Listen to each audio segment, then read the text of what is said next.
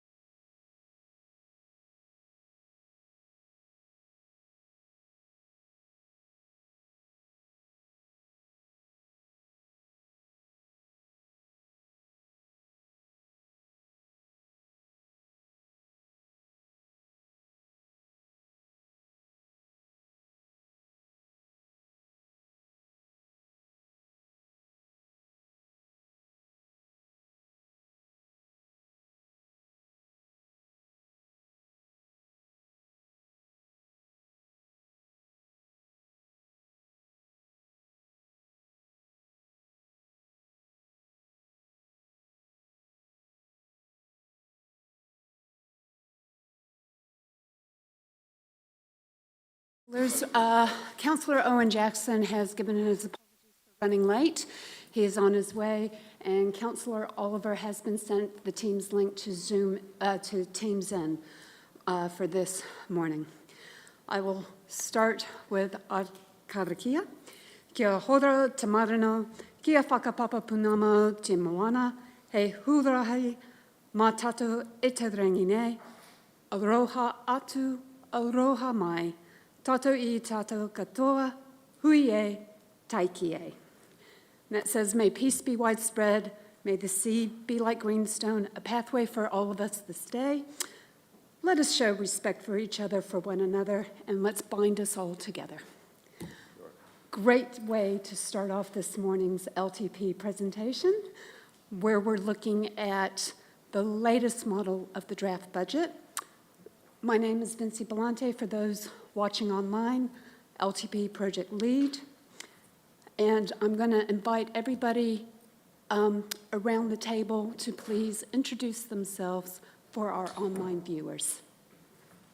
Thank you. Councillor Alan Booth. Kia ora, Councillor Sally Parker. Councillor Stacey Scott. Good morning, Councillor Scott Shannon. Good morning, Councillor Michelle Pye. Stu Piddington, Councillor. Good morning, Mayor Nigel Bowen. Good morning, Andrea Rankin, CFO. Good morning, Nigel Trainer, CEO. Okay, thank you. During the course of this morning, we will be having other LTP project officers coming to the table to actually speak to various bits relating to the LTP policy, our engagement plans, and the consultation document. First, I just want to take you through what we hope to achieve today. The first thing we're going to do is have a quick update on the Chief Executive's budget review process. And you'll see he's done quite a comprehensive program since arriving in early December. We're actually going to present to you the new scenarios we have with our staged infrastructure, and also looking at, if you're interested, an option if you deferred the theater until after year 10. We're looking at the financial assumptions. We're going to do a recap of those. They were presented on the December 5th workshop, but other things probably took priority. And we're just going to revisit them to make sure that you're fully aware of the assumptions we've based all our financial modeling on. We're going to look at the Section 102 policies under the Local Government Act, which relate to the long-term plan. We're going to talk about the big issue, because we believe there's really one issue that we're really consulting on, and we're going to go into depth on that. We're going to look at our engagement strategy, and then give a high-level overview of what we think our consultation document will be like. That gets audited by Audit New Zealand, and we're supposed to give that to them within 2 weeks, and it's not the final document all prettied, it's just the content that they want to look at this stage. And then the Chief Executive and the Mayor will give you a brief update on the new legislation that was read in Parliament yesterday and is up for its second reading, and what options that provides Council around the long-term plan. And that's how we'll finish, and then we can go into free and frank discussion and question and answer time, and hopefully we'll be able to answer all the questions you may have today. So I'm just going to go through our key Council dates that we're working to currently. So our workshops now are today and then next Monday and Tuesday, where we're actually going to go through in greater depth the financial impact statements for every activity, and hopefully we'll have your final activity management plans with all the updated information based on all the budget adjustments that have been made in the last 2 months to present to you. The 27th of February is the Council meeting to consider the draft long-term plan, the draft consultation document, and the LTP policies for, that have to go to Audit New Zealand. Now, that's the first day they are going to be in-house. They are scheduled to be in-house from 5 to 6 weeks. The 9th of April is when we're looking to adopt the consultation document for the special consultative procedure. The 12th of April to the 12th of May is our official consultation period. The hearings for the submissions, we have scheduled 3 days. Of course, we only use the time that you need, and that's from the 27th to the 29th of May. And right now, if everything today goes to plan, we're on track to adopt the long-term plan by the 25th of June, as scheduled. So I'm now going to hand you over to the Chief Executive, and he is going to talk you through his budget review and explain the financial model we are presenting now. Thank you. Thanks, Vincy. So the SLT and some third-tier staff, we've been working through the whole budget process in terms of working hard to get as close as possible to a break-even in the 25-26 years and outwards. We've used the assumptions that are following there. So what we've done is we've started with the current year, looked at the forecast for that, and we did an extensive amount of work on our staff costs and our other expenses. So the other expenses, when we did the initial forecast, the forecast was 65 million. Through a review process, we believe that'll come in at 55 million. So it's come down by 10. And we've used that 55 million as the catalyst to drive forward in terms of the future years. So by adding inflation adjusters and so forth. So we're going to work through a scenario where the rates increases in the first 3 years are relatively high. Now, 15, 12 and 12. And then from there onwards, they come down. And obviously, when you get out to year 4, it's starting to get a little bit more subject to the assumptions. And obviously, we don't know what inflation will do out in that time. If you listen to the forecasting this morning, we seem to be stuck with our inflations as a country. They're trying to bring it down to the 2% mark, but at the moment it's sticky. It's stubbornly sticky at about 2.8% or something like that going forward. So there's the Reserve Bank will probably react to that today in one way or the other. We've got our fees and charges at 12% and 7% outwards. All approved CapEx, all the CapEx program that we've got currently is in the financials you'll see, but they have been reduced. We have done extensive work with managers looking at, again, what we're delivering this year, what is moving forward, and also can we deliver. And I know that that's a conversation for later. So when we look at these, the capital that we've got down to and for this financial year is 57 will be delivered. The next year we're suggesting 98, but when you take out the theatre, the Heritage Centre, the stadium, and one one-off big water project, we're back down to about 56, which is similar to this year when you take those 3 projects out. In this scenario we're about to show you and present, we're under the 2.5 debt to revenue cap all the way through, so we've managed to achieve that. And there is headroom if there was something come up on the tune of about 60 to 80 million going forward, and that could go up even further. So right at the moment, this is the financials we've got. The financials don't have vested assets in them, so in the first few years, if we were to have vested assets of more than 3.4 million, then we would break even on a P&L basis. We've also built in some increasing inflation adjuster, not inflation, depreciation adjuster. The model wasn't that friendly to doing a revaluation, so we'll put a percentage in across them to actually compensate for that, because we will have to at some point start doing some revaluations.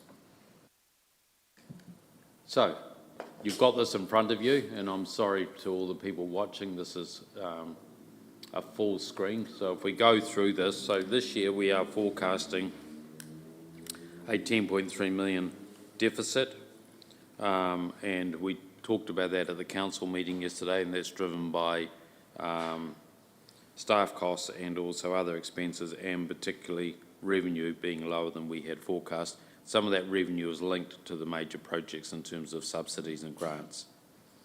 The second year, we've applied a 15% rates increase, so it goes from 70.3 to 80.8 million.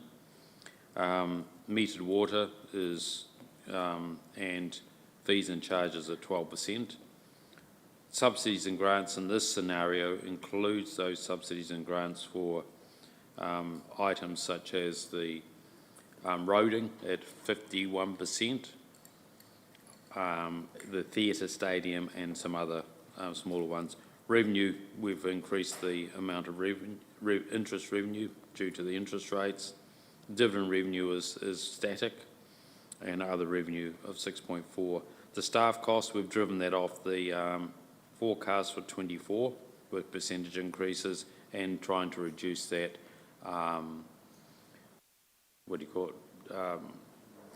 vacancy factor. Finance costs are driven off the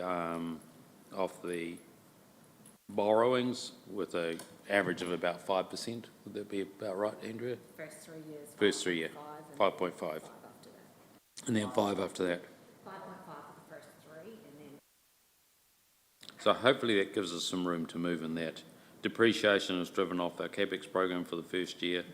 Other expenses is driven off the forecast plus some additional items in inflation, and that gives us a deficit of 3.3 in that first year. And as you can see, the capital is 98.6, and the main drivers of that is 29 for the Theatre Royal. I can't remember the amount for the stadium. It's about 7, and we've also got 7 in for some Geraldine Water, plus the stock standard infrastructure capital. Biggest components of those is water and roading. So that gives us a borrowing debt ratio in that first year of 2.06.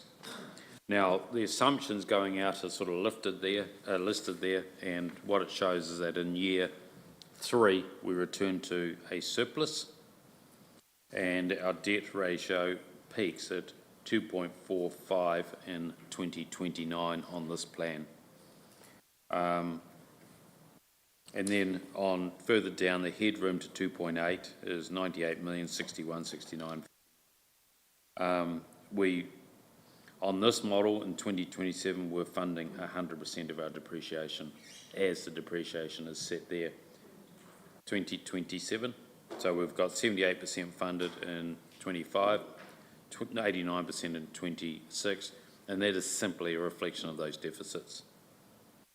So that 100% of depreciation funded is obviously subject to any sort of revaluation that might come along, and we need to talk about that at some point as well.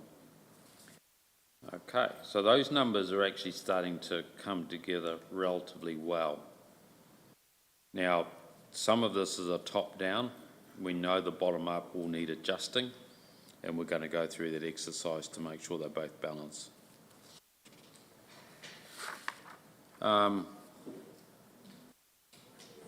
So when you look at that scenario, we don't breach the debt cap. We're within the 2.5 that we talked about. The first 3 years, the rates are high, but when you talk to other councils, particularly in the South Island, we're within the same sort of ballpark that they are in. And this is, in my mind, a catch-up from previous years' low rates.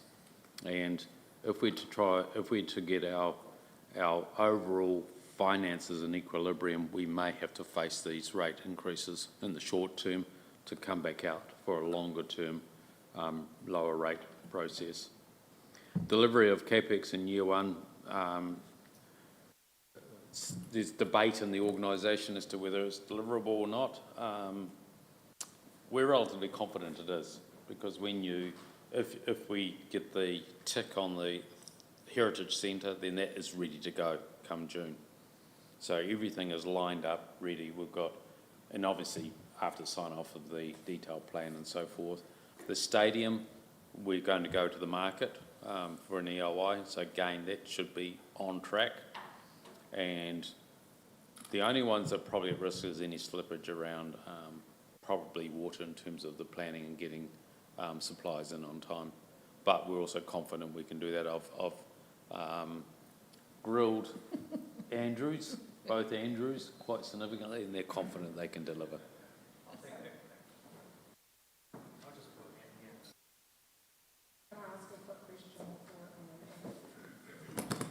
Just a key message with the waters, and in fact it applies to the roading as well, that we plan on a 3-year basis. So if projects do get delayed in year 1, we can pull projects from year 2 and slot them in and just switch them around. So, you know, we're confident that it can be delivered. Yeah. Now, if we take out the theatre, stadium and the Geraldine, reduces our capital, of course, and that rattles through the whole thing. Just ask what value do you have the theatre in here at? And 57.1. And what do you have the stadium in at? We've got it in at 17. But we know that that's not going to work. Is it 17? Surely it's not.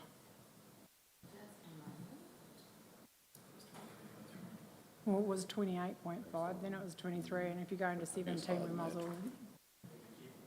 23.5. Oh, thank you very much, Andrea. But that's over like 3 Giving me a years. heart attack then. That's over 3 years. 23.5.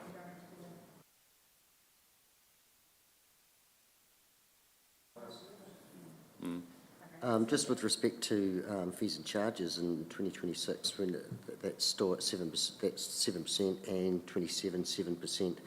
Why did you pick that number as opposed to being in line with the proposed rates increase?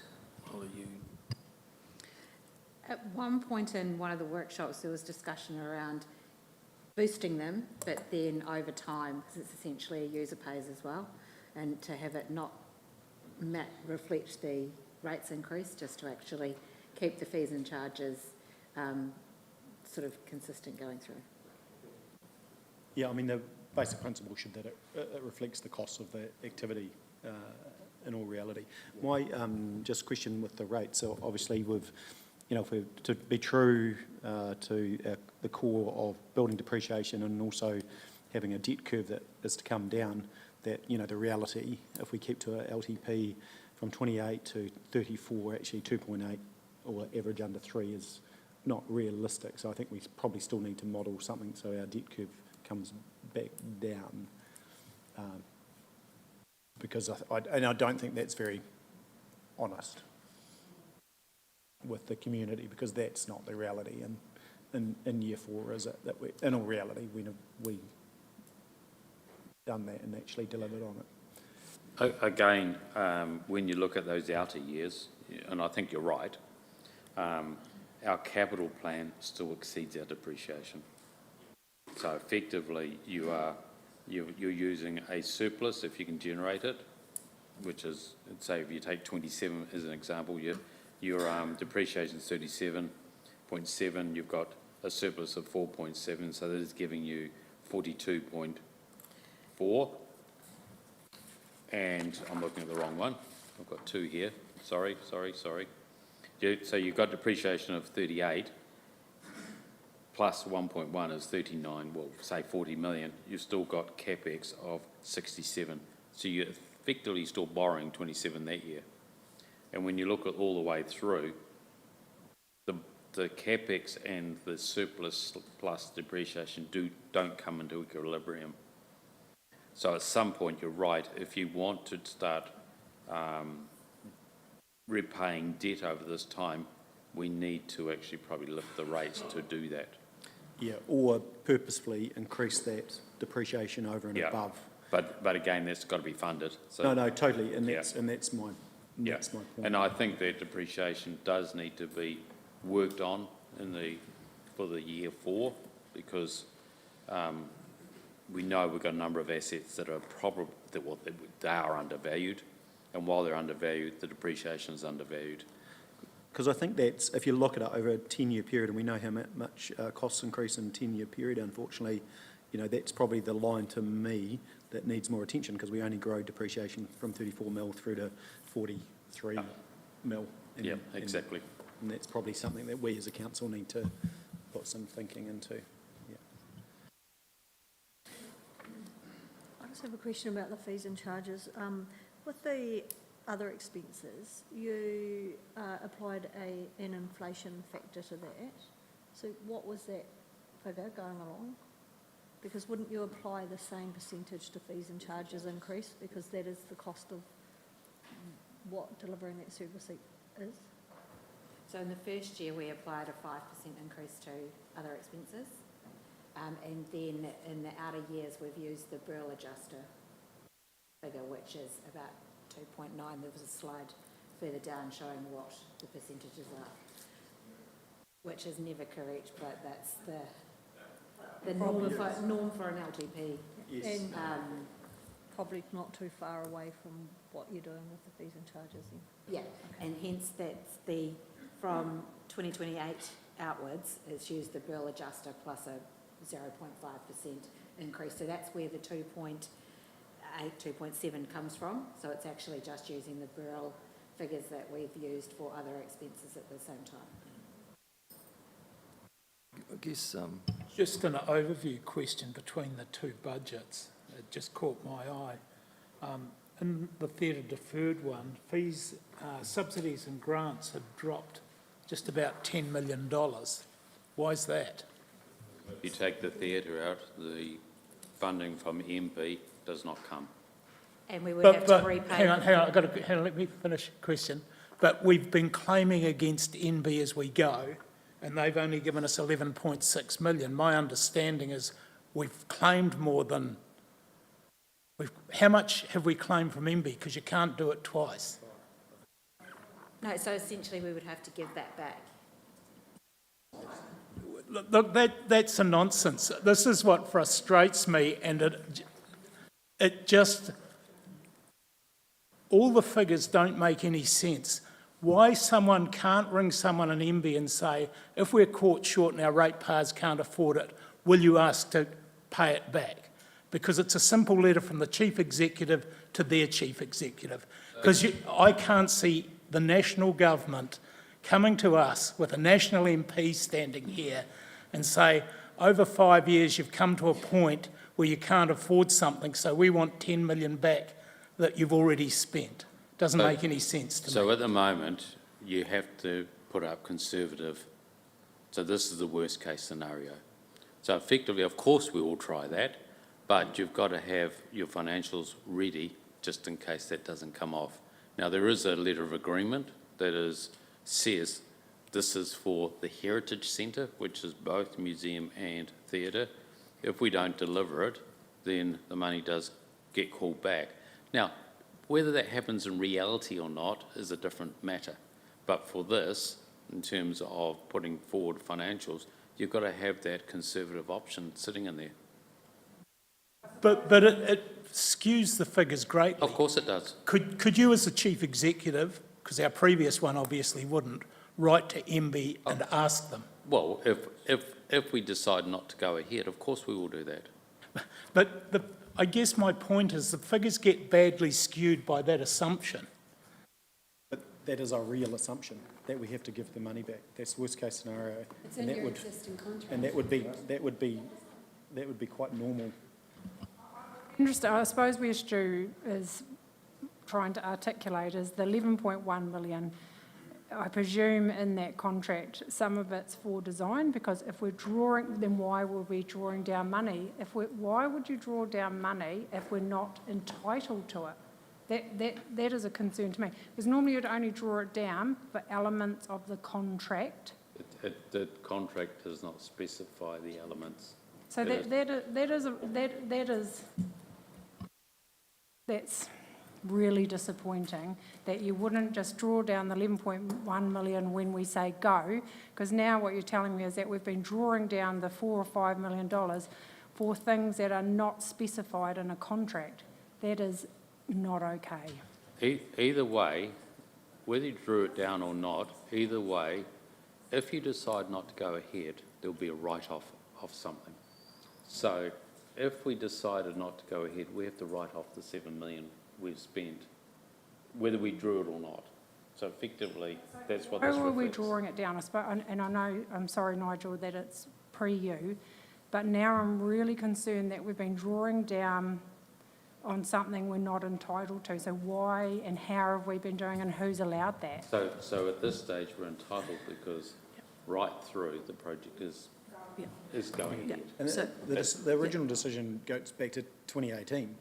So it's not a, right through this, the only thing, we've made original decision back in 2018, we've changed scope, we've approved designs, but we've never actually said, are we going to stop and go again? So we're back from the 2018 original decision. Nothing's ever been about stopping the theatre. That's to this point as far as consultation. So, councillors, part of the contractual arrangement with MB sets milestones through the project. And as you reach... To a contract. So the contract is for 11.6 million, and then within that contract, we have agreed milestones that when we reach this particular point, we are allowed to draw down from the 11.6. And we were allowed to actually stipulate through the milestones how much we wanted to draw down and when, so it enabled our cash flow through the project. So as we've reached certain design phases or the early construction, the demo works, we were allowed to draw down. We've drawn down 4.8 million to date, and the moment that if we get to the point of moving into the construction, there is $5.5 million I can draw down immediately at that point, but we have to show that. So at this point, we have inquired of MB, and we have worked through Warren Gilgitson, who's been part of the assisting with the ministers with this contract, and he couldn't confirm that we would not have to pay that money back. Other organisations in the country, and I've had this checked, have had to repay funds. It is a question we would have to ask at the time. Understanding not all, and this is what frustrates me. You're leading down a path. Let's write a letter to MB and ask them, because then we'll have a factual response. Because you can see my frustration. With depreciation, we seem to guess, yet we're making this black and white, and it does affect how people look at it, because we roll that 10 million in and say, if we do the theatre only, it's 40 million because we have to pay back 10 from MB, was one of our previous presentations. So you're adding money on that people outside this room don't understand, and I don't know that's factual. So the conversation with Warren, who was representing the ministers and MB, was you would ask at the time of the decision. At this point, he would have to go to I've heard all minutes. this before, Nicole. What I'm asking is if the chief executive, not conversations with people that have attachments to MB or might be contracted to them, No, just he to worked for say, them. well, have you got that in writing? He attended a meeting with the mayor and our previous CE and myself, and actually spoke to us about the complications of what we would do and what we would have to do and what the process would be if we reached a point where we weren't going to go ahead. So we haven't got anything in writing. Well, I would suggest that we minuted that meeting. I have that on record, but we don't have a letter, because it has to go to 3 ministers with an official request from us of what we're actually going to do. So if you would like a letter to go to the ministers to indicate that we may either stall the project or then... Yeah, I would, because if we stall the project, that also falls outside the letter of intent, doesn't it? No, because it gets ahead of democracy. I'm sorry, you can't do that. And it needs to be a decision of council. It's very clear in the contractual arrangements, if we are not meeting milestones or something is going to happen at that point, we have to inform MB via our official process. And that's what we would do. And we have informed them when we had a delay, and we got a variation to the contract, and it was extended with new milestones to meet our new timeline. And that's where we're currently at. I think through you, there was no chair, I think the timing of that letter is really important. Okay, I think but right my at the frustration remains that we Yeah. put 10 million in, Look, I understand that we that. don't know whether it's, I understand that. My point of view is there's no way we want to pay it back, but the timing of when you ask is critical. okay. Yeah. But it does deflect, because we don't put depreciation in further out, though we know it's coming, yet we put that in. So the figures to me don't mean much then. The figures are right on a conservative view. What's in the contract? The challenge that I'd put to the entire group is that we've got to be careful that we're trying to create a narrative, and that's what it feels like at the moment. We're trying to create a narrative for not doing something. This is not the point, it is not where we make decisions, but it does feel, Councillor Piddington, to me, that that's the line that you're pushing. And I would say at this point, you're almost conflicting yourself out of that conversation. I totally disagree with you, Nigel. What I'm trying to get is an accurate figure so we can tell the ratepayers what this thing is going to cost. And that's all I'm trying to get. And the numbers just don't... And later on, we'll be showing you what that will cost and what the increase Okay. to the ratepayers will be. We've got all projects in shows us what, and I suppose the most important number that concerns us is that borrowing ratio, and it is saying we stay under 2.5. Obviously, when you take the theatre out, we're further below that by the 40 million we don't borrow. Okay, 40 plus. So effectively, you're still over 2, but you're below what we've got, and it's about 0.2. So your ratios, instead of being in year 1, 2.06 is 2.11. And then it comes down to 2.09, 2.07, then goes back up to 2.16, 2.21, 2.21, 2.2. So you're around that 2.2 mark with the theatre out. With the theatre in, you're hovering around the 2.45. So you are starting to punch up against that 2.5, but we don't breach it. Now the bigger conversation, and I think we've got that coming later as to the two models, but the bigger conversation I believe that needs to be had is getting that depreciation up to what it should be in terms of the revaluations. What will that do to our cost structures in terms of requiring additional rates and or fees? And how do we get that to break even so we can retire debt? To me, that's the bigger plan, is getting how do we retire debt. And that affects both of them. Both are in the same ilk there. Now, the fact that we might have to write off some money or repay MB, it's a stitch in time. Yeah, sure, it's millions, but it's a stitch in time. Councillors, I just do want to assure you, all models presented are based on current contractual obligations that we have signed. So we can't really present you a set of figures based on some speculation. We need really clear guidance, and we use what we actually have in place. So as far as these are real figures for the implications of the two options based on our current agreements. Should you make a decision, and we will prepare a paper for you to make a decision if you give us an indication how you want that paper presented, then the chief executive has something concrete, not speculative, to go to MB with, that we can give you absolute confirmed details about our financial obligations regarding what we've drawn down. Until that time, we have to present based on the information that we have on hand and our understanding with all the meetings with MB that, as Nicole has said, have been minuted, and what we actually have in writing with the contract agreement. So from today, we really need some clear direction from you as to what we're bringing on the 27th. If we don't get that today as to what you prefer, we run the risk of not being able to adopt on the end of June.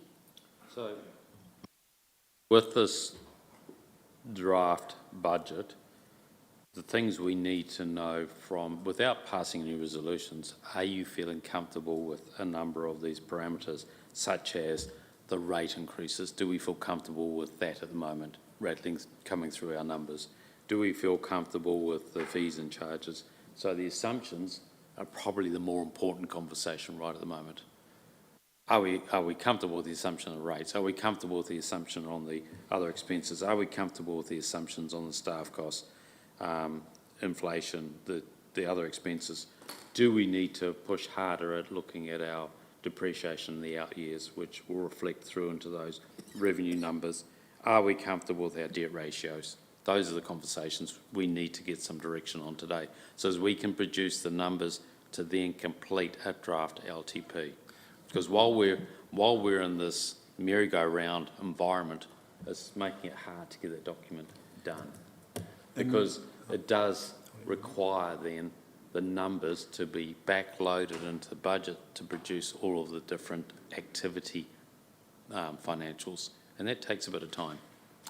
Yeah, and that point, that's what I'd still like to see for the likes of water, because that's our largest, pretty much our largest capital program. And so if we talk about, a business unit effectively paying for itself, that's what I really want to be able to see, that, hey, if we're investing in water, then it's user pays in that water as far as where the rates land. And so I know that's more work to be done, but that's really important to see, to be able to make this decision.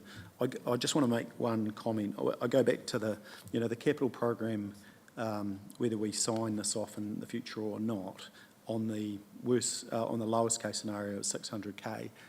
At that point, your community projects of museum, theatre and stadium, those main core projects, is still 10% of our capital program. So we still are doing all the core stuff, but we still bicker and fight against each other on 10% of the capital program. Whether you love or hate some of these projects, that is the reality of what we do, and we divide the community as we do it. We just fuel division. I think it's unhelpful. Yeah, look, I'd like just like to clarify a couple of things around the income side, because the assumptions of the income are actually underpin what you've got here. I guess obviously there's a new line in there, which is metered water at 2.1 this year. So has that been taken out of fees and charges, or where's that? That's the first time I've seen that on the spreadsheet. I guess the other thing too is your subsidies and grants this year at 17.5.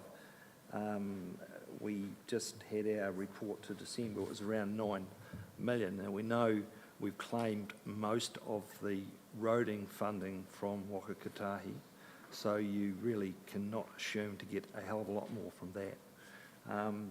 The funding from MB for the theatre is about 6.8 remaining, 6.7.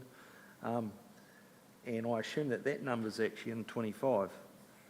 So where is this other 6 million in subsidies and grants? We're in 2024 now, so that means it's going to be coming in between now and June.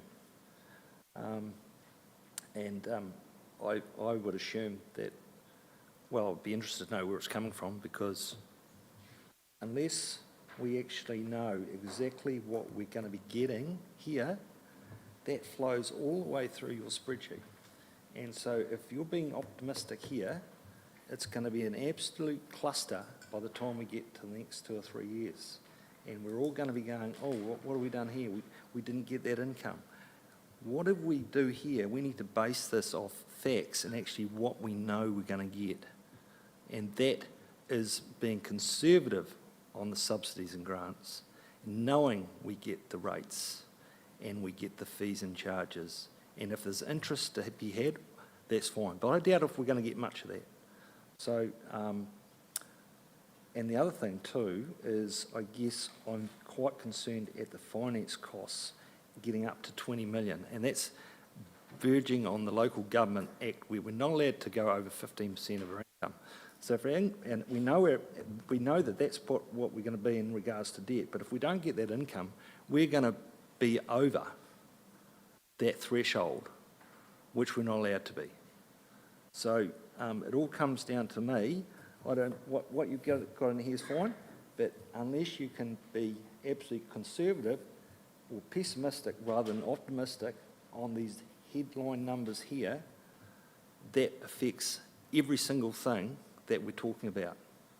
So I just, so just some, for me, I want some clarification and some, basically, knowing that that's actually what we will, at a minimum, receive in cash to pay our bills.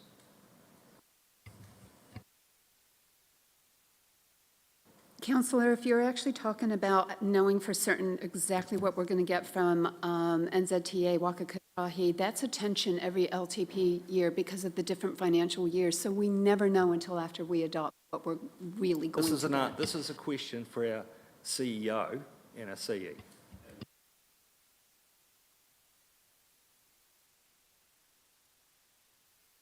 And then 25 year, the 17.1, the two big numbers in there is your theatre and your NZTA.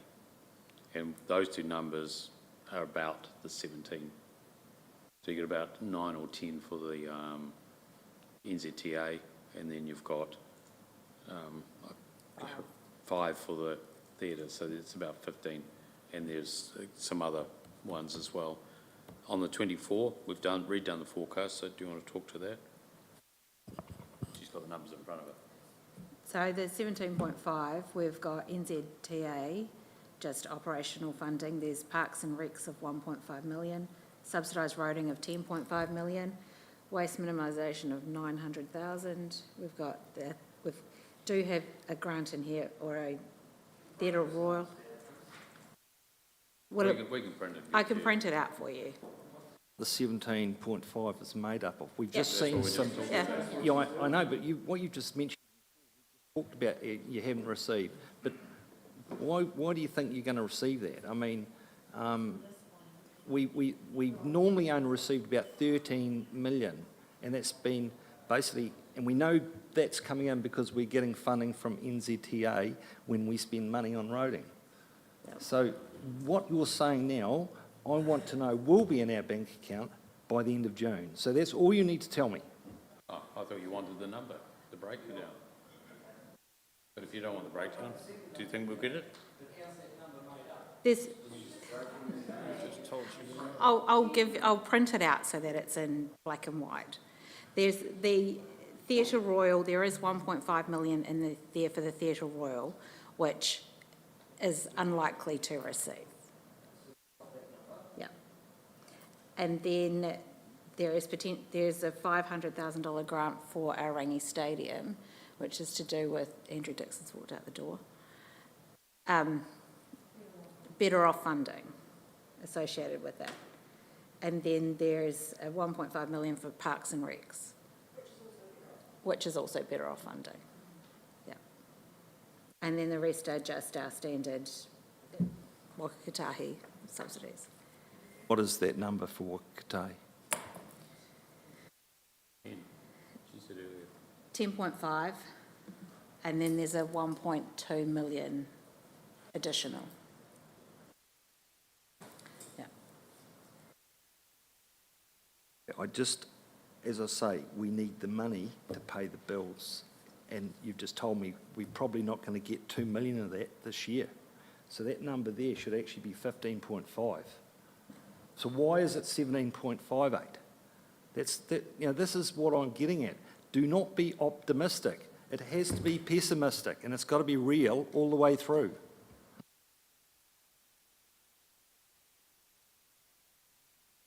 This whole spreadsheet is not worth the paper it's written on, as I've said before. Well, hang on, I'll take issue with that because the P&L is for 1 year. So if you drop that to 15, just means that deficit will go up to 12. Then when you hit the next year, you start again with your P&L. The only difference that will cause is your borrowing will go up by 2 million, so your ratio will go up slightly higher, but you still will not breach. And some of that money that you're talking about is a timing issue. So like the 1.5 for the theatre, you will then get it in 25. We haven't double budgeted it, so if you take it out of 24, we will put it into 25. So that will actually reduce the deficit there. So it starts working out. These numbers aren't perfect, okay? These numbers are assumption-based, and as we firm up the assumptions, they get better and better, okay? So from 27 out, those numbers are really dominated by the assumptions. And I'll tell you now, the assumptions will be wrong. They will be wrong. But the first year, 25, we should, is pretty good. Yes, some things might shift from 24 to 25, but it's more a timing issue. Can I just ask with the assumptions, with your expenses and to some degree your fees and charges, other income, I'm not sure where you show it, but have you just increased on an inflation basis, or have you actually gone, we will have a new theatre, Royal Heritage, based on this model, and that's going to cost us an extra, whatever your business plan says it's going to cost us to run a year, and added that in as well as adding the inflation factor? Or have we just done an inflation factor all the way through, same with the stadium? So with the theatre and the Heritage Centre, in the years 28 outwards, there's been a work done around what potential revenue and operating expenses associated with that. So that's been included in here for that first year, and then inflation just on the years after that. Yeah.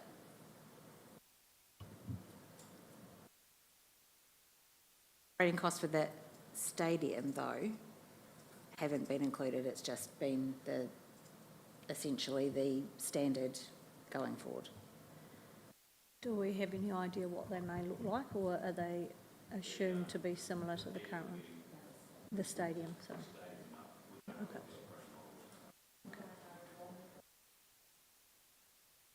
Whereabouts did the metered water come out of? Which Alan? rates? The assumption is the stadium will be run as it is now, because we do run it, albeit, yeah.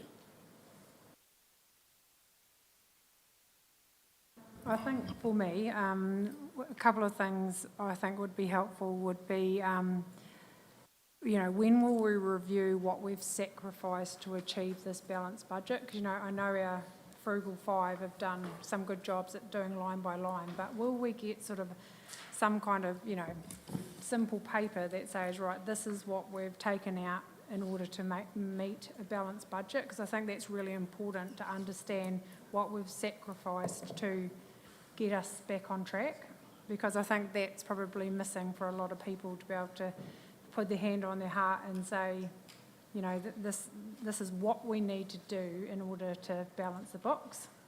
And then the other thing I'd like to be able to see is the loan repayments, the financial costs, better understand, what each year, what capital projects that relates to, because again, it's just a number. But, the Theatre Royal, this is the loan, and just see that. And I think I've sort of tried to ask for that, like over 10 years. So every line, 13, 17, 20, 19, what is that made up of? So then it shows the loan repayments as well, or so I think that for me is missing a little bit too, just really understanding what those loan repayments are made up of and how we look to achieve getting it down a little bit. Thanks. So that'll come in through your financial impact statements, which will, once we sort of give an indication this is where we want to go, then they can develop this, so the one model works under the other. And then as far as what we've sacrificed, the Frugal Five, if you like, a lot of that was capital programs, so doesn't necessarily directly affect operation, and critique me if I'm wrong, but as far as the operational expenses, so to your point around balanced budget, it'll be slightly two different conversations. I think for me, it's like, I know this is a really simple analogy, but if we went Parks and Rec, we're only going to mow Ashbury Park twice a year. I need to know that when I walk my puppy dog on a Saturday, I'm going to be knee-high in grass and I can't find my dog. I just, it's just, I know that's way too simple. But do you know what I mean? Like, I need to be able to feel I can communicate to my community and say... We haven't made any of those, a change of level of service in that regard. Yeah. Yeah.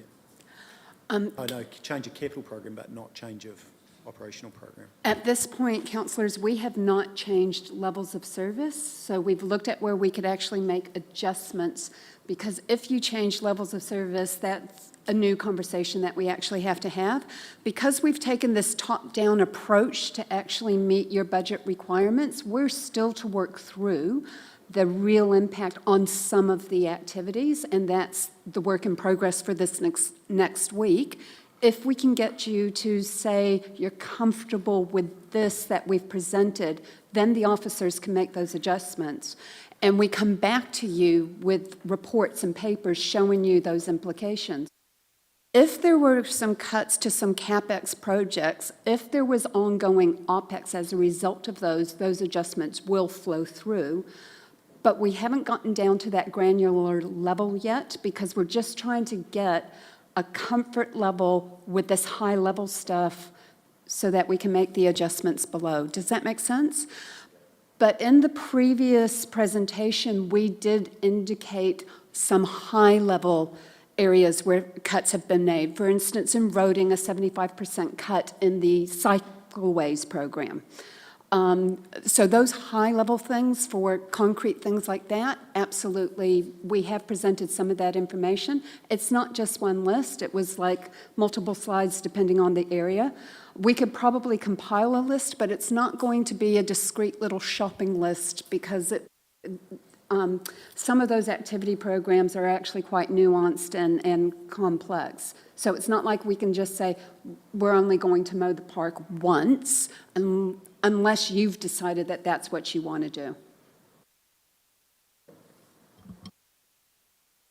Just a question going back to depreciation. I'm just a bit concerned on the all projects in, is the headroom 28-29 is only 12 and 8 million, and we haven't included revaluation of assets through there that could be several $1 million, which just narrows the headroom down. No, because that doesn't flow through your capital. So effectively, if you lift the depreciation, that was the conversation we had earlier, you have to lift your rates to keep the P&L in balance. The headroom is on your borrowings, and you would need to actually make sure that you don't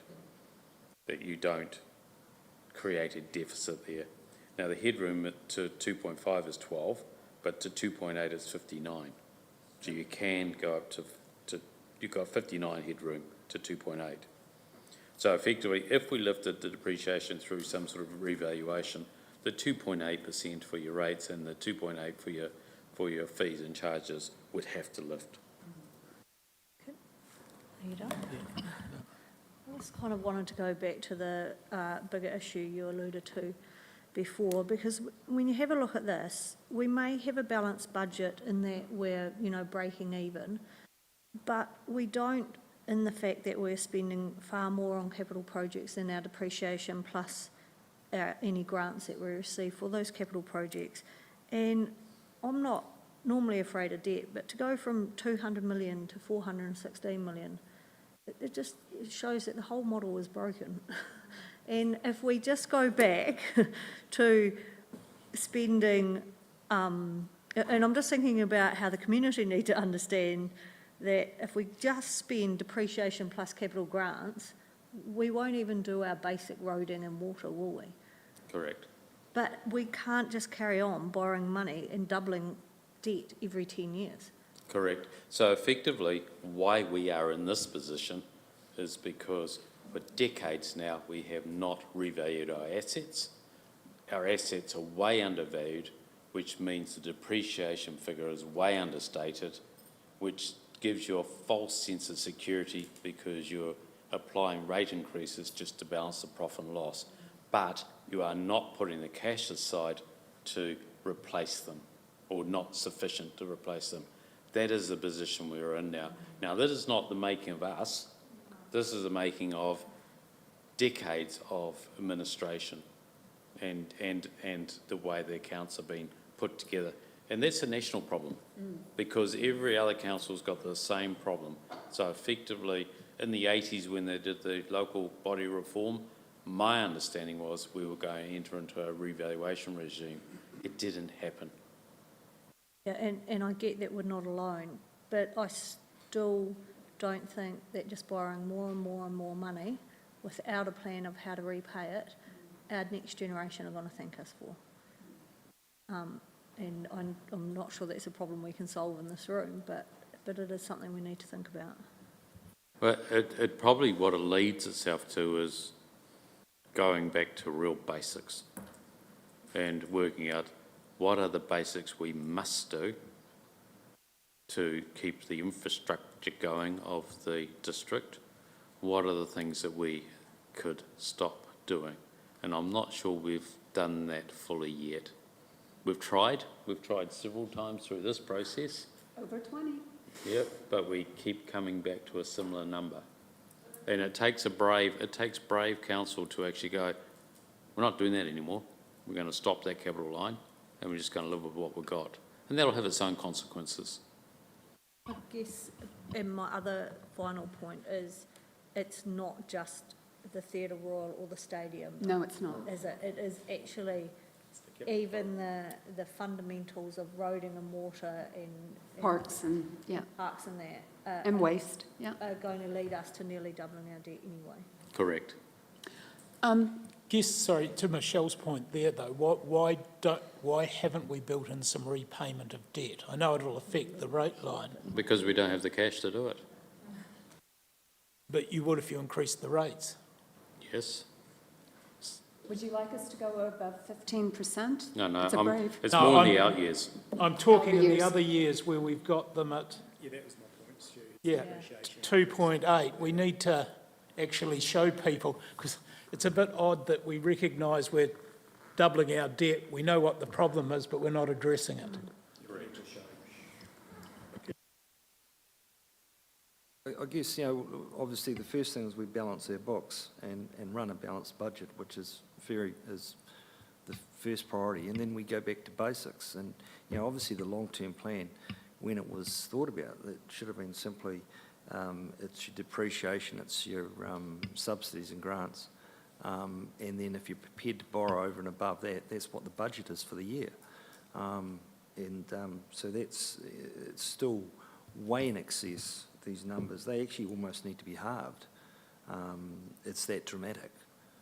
So I guess I'm saying that it almost sets us up for failure. Just on that, I guess a question on from 24 to 25, 26, on your interest revenue, you've actually doubled it from this year. I thought we were borrowing money. We weren't going to have money in the bank. What's that for?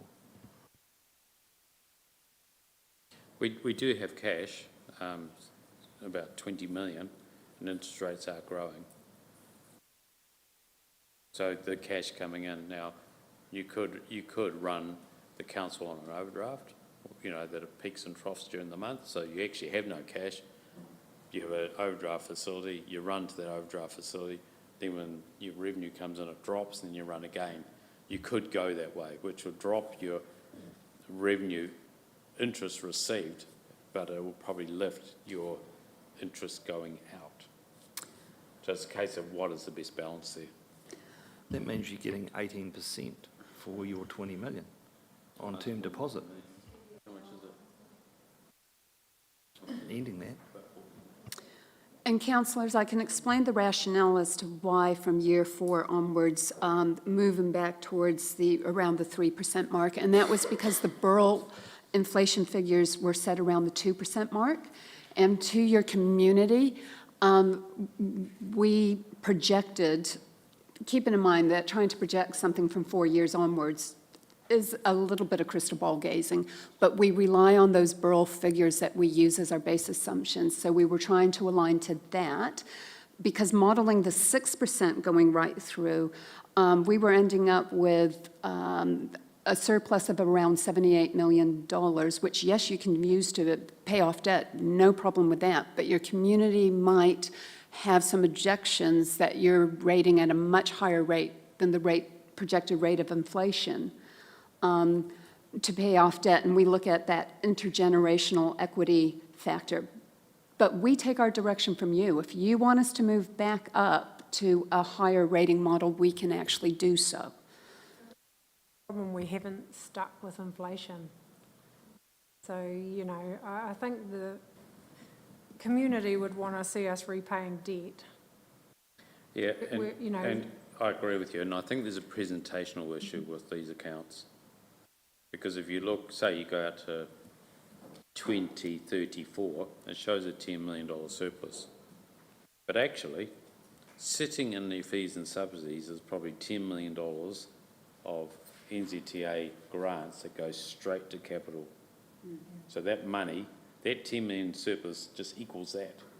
So actually you can't repay debt with that 10 million because it goes straight down to the capital. So effectively, we've got to somehow present it that our core profit and loss in 2034 there is actually break even. If there are other, in that 16 million subsidies or grants, if there are other ones that are related to capital, then you're actually still at a deficit. So there's a presentational issue. Do you have that line further down that shows the OPEX available for debt repayment?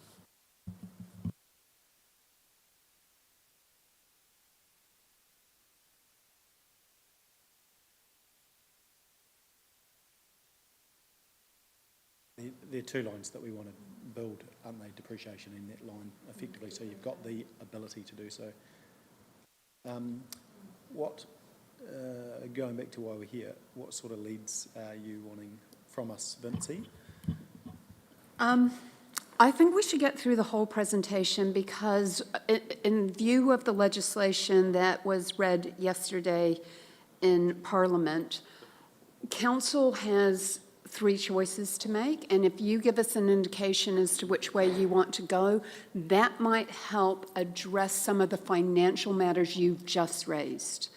And I think if we just get through our presentation today and then open up the floor, and all we need from you, not a decision, just an indication of where your comfort levels are so we can prepare the right reports for a formal decision and resolution. Is that okay? Please feel free to ask questions as we go. Oh, pen, sorry. Yes, it is on the hub. Okay, it is on the hub.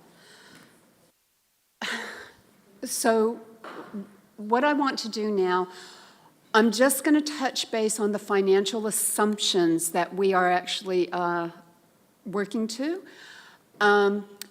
Actually, if I go back, because one of the things that we were actually looking at, we had a query about what the operational costs would be for the stadium, the theater, going forward. Like, what would it mean to the ratepayers in reality?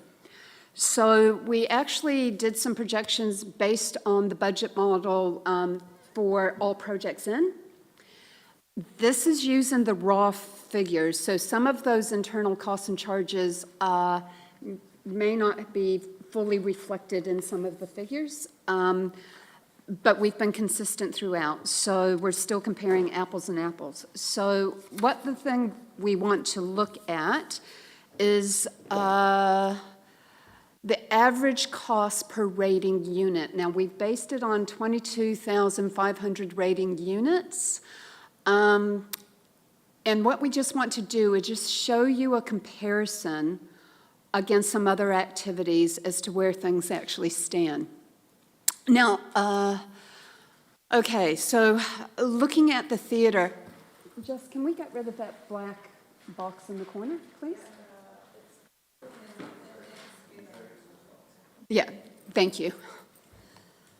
Okay, so what you're actually looking at there, by the time, this is the funding impact statement. Now, these funding impact statements are what go into the long-term plan, and we present these to you for all the activities and groups of activities.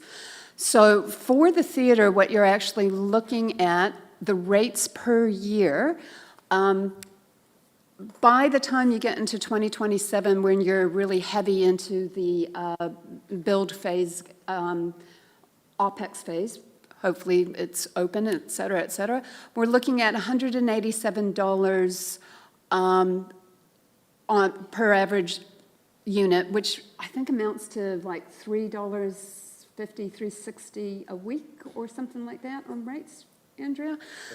So Councillor, your 200 was close. $3.60 a week. 360. Yeah, Any rating, but is that 21,000? That's 22,500 it's based on. yeah. All of these figures are based on 22,500, okay? So that's for the theater that we're looking at for the first 3 years. And obviously, there are assumptions in there as well around revenue and so forth, but that's basically what it is. And also the depreciation's over 80 years, probably, is it still 80 years? 50 years. Depreciation over 50 years. Repayment, is that included or not? It's not factored into this first 3 years.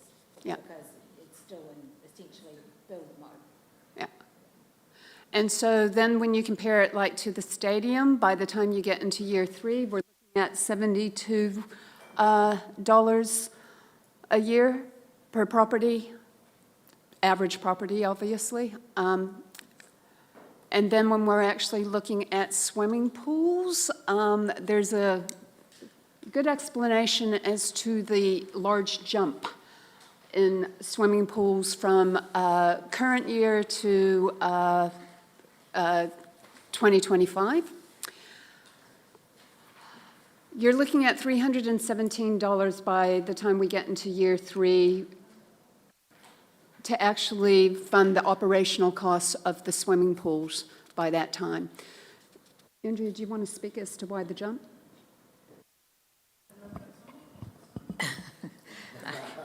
No Olympic swimming pool.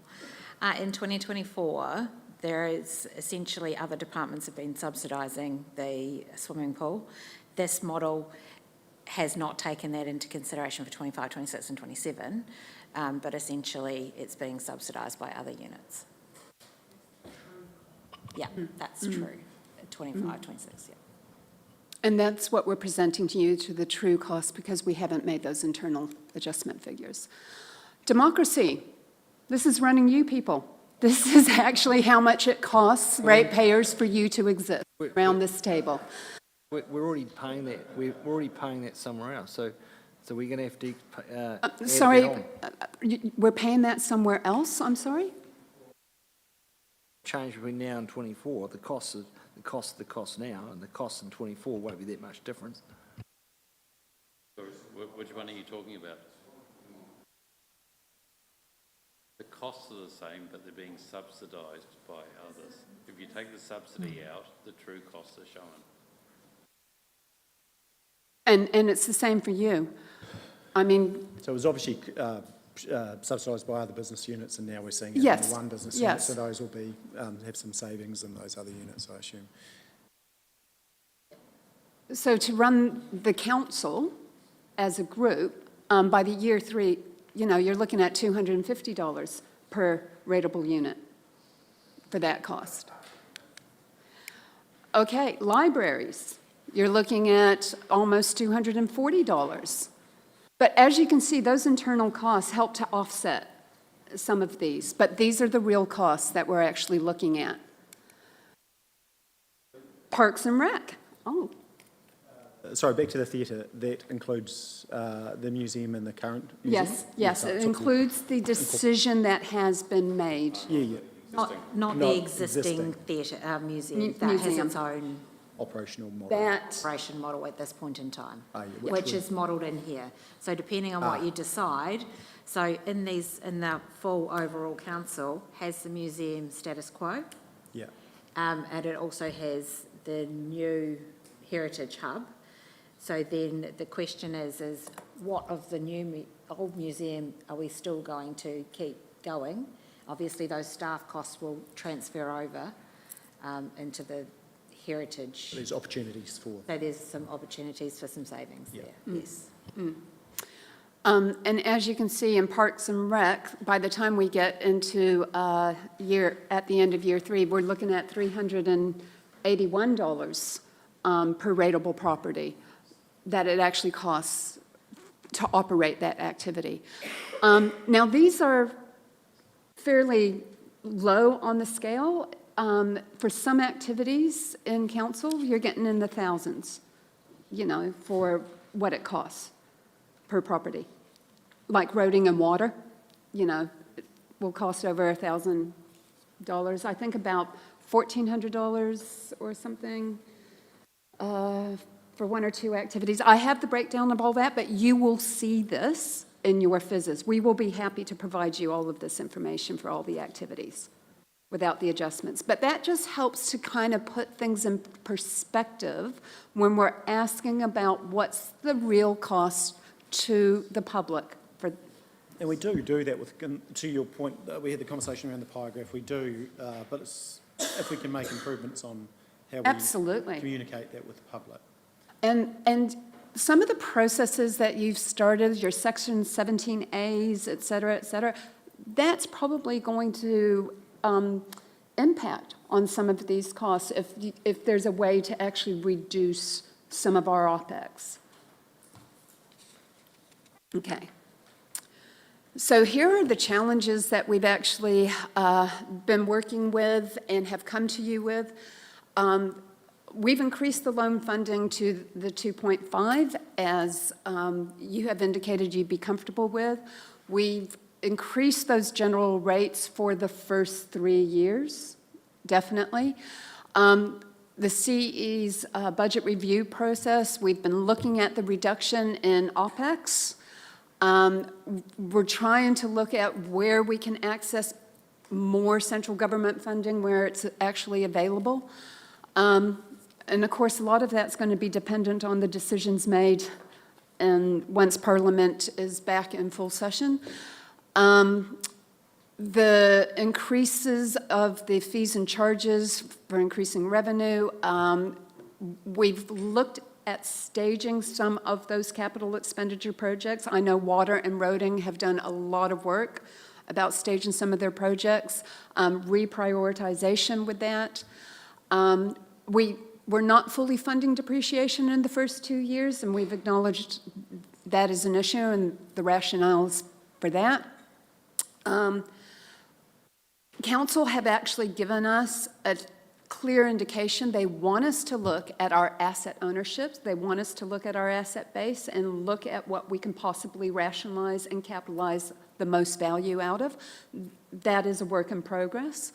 And we're kind of using all of those levers to try and come up with the best budget that we can. We just need to get to a point where you say, okay, we're comfortable with these numbers so we can then model the draft LTP on for you to adopt and go out for consultation. Now, we want to present that to you on the 27th of this month because that's when audits start their audit and they expect to see it. So you're adopting it officially, really, the first day that audit's here. They're probably going to be sitting in the room watching the decision happen. And if we don't get that kind of clear indication and we have to do some more refining, we're not going to make our audit deadlines. Okay. What is the consequence of that, Vincy? You have to defer, but you have options to defer adopting your LDP. New legislation has allowed that. Okay? So there's no serious consequences punitively from a legislative point of view at all. Okay? I guess that's an important question, though, because I know everyone's worked hard, but we're making a massive decision. We got given this at 9 o'clock this morning. We actually haven't had time to digest it and look at it. So I'm concerned, I'm happy if we do make the deadline, but I'm not worried if we don't. If we need more time, we should be quite rigorous with this. Okay. Thank you, Councillor. We welcome that discussion at the end of our presentation today because I think it needs to be had. Okay. So a revised environmental scan, which was the very big, heavy document, and audit already have that. It was distributed to council. It's on the hub, and it was workshopped on the 5th of December, but of course it was overshadowed by, it was the first day you'd seen the budget. So there were other priorities that took place that day. We had updated with the Burrell figures, using the local government cost index. That's the standard one that most councils use. In principle, you choose to use that, which is what we base our model on. It's not perfect, but I don't know that any real inflation projection model is 100% accurate. So audit will, they already actually have it, but they will be reviewing it and assessing everything that we present in the activity management plans, in the financial statements, and in the draft LTP and consultation document against these assumptions. So looking at the financial assumptions, I simplified it for you so it's just clear bullet points. In the environmental scan, it's pages explaining the rationale and the risks and how we're mitigating the risks around the assumptions. So these are the Burrell assumptions that we've used for inflation, and as you can see, even in our early years, we are rating at a much higher rate than what inflation is. But that has been explained to play catch up and to be able to do your really high CapEx work program. Interest on borrowing is assumed to be between 4.8 to 6.2. We've given a fairly comfortable variance there, essentially to allow for any refinancing that we may do. Return on investments, we're banking on between 5.4% to 5.7%. TDHL, we're looking at the stock standard $1 million dividend annually, and for forestry, nil dividends, because of course that goes in cycles as you sell it. So, okay, moving on to the next one.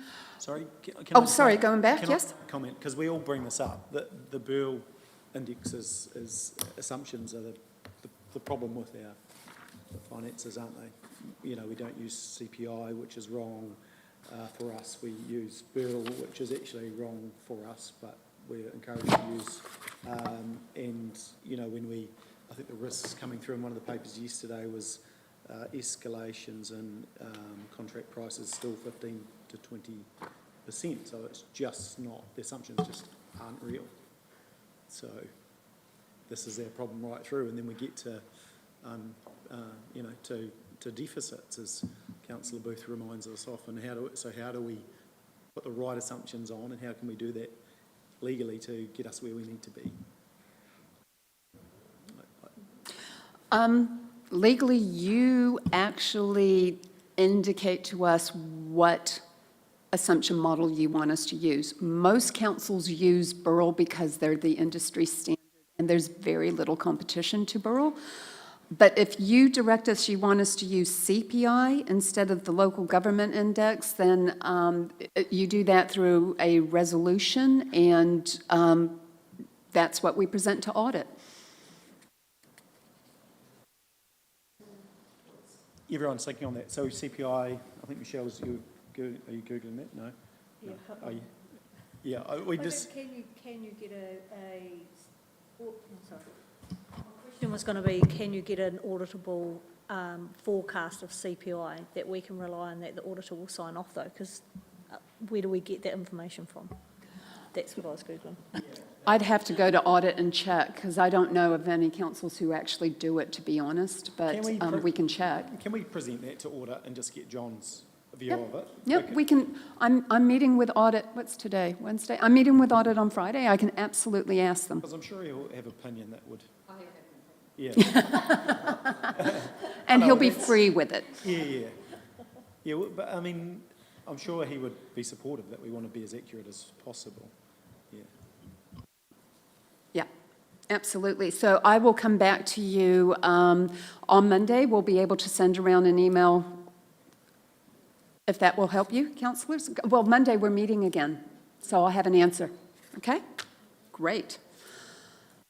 Okay, I'll move on to the rest of the financial assumptions, where we're actually looking at, we think our funding sources are actually going to be pretty consistent. We can't see any new pot of gold on the horizon at this point in time. We're assuming that our FAR remains at the 51% at this point in time.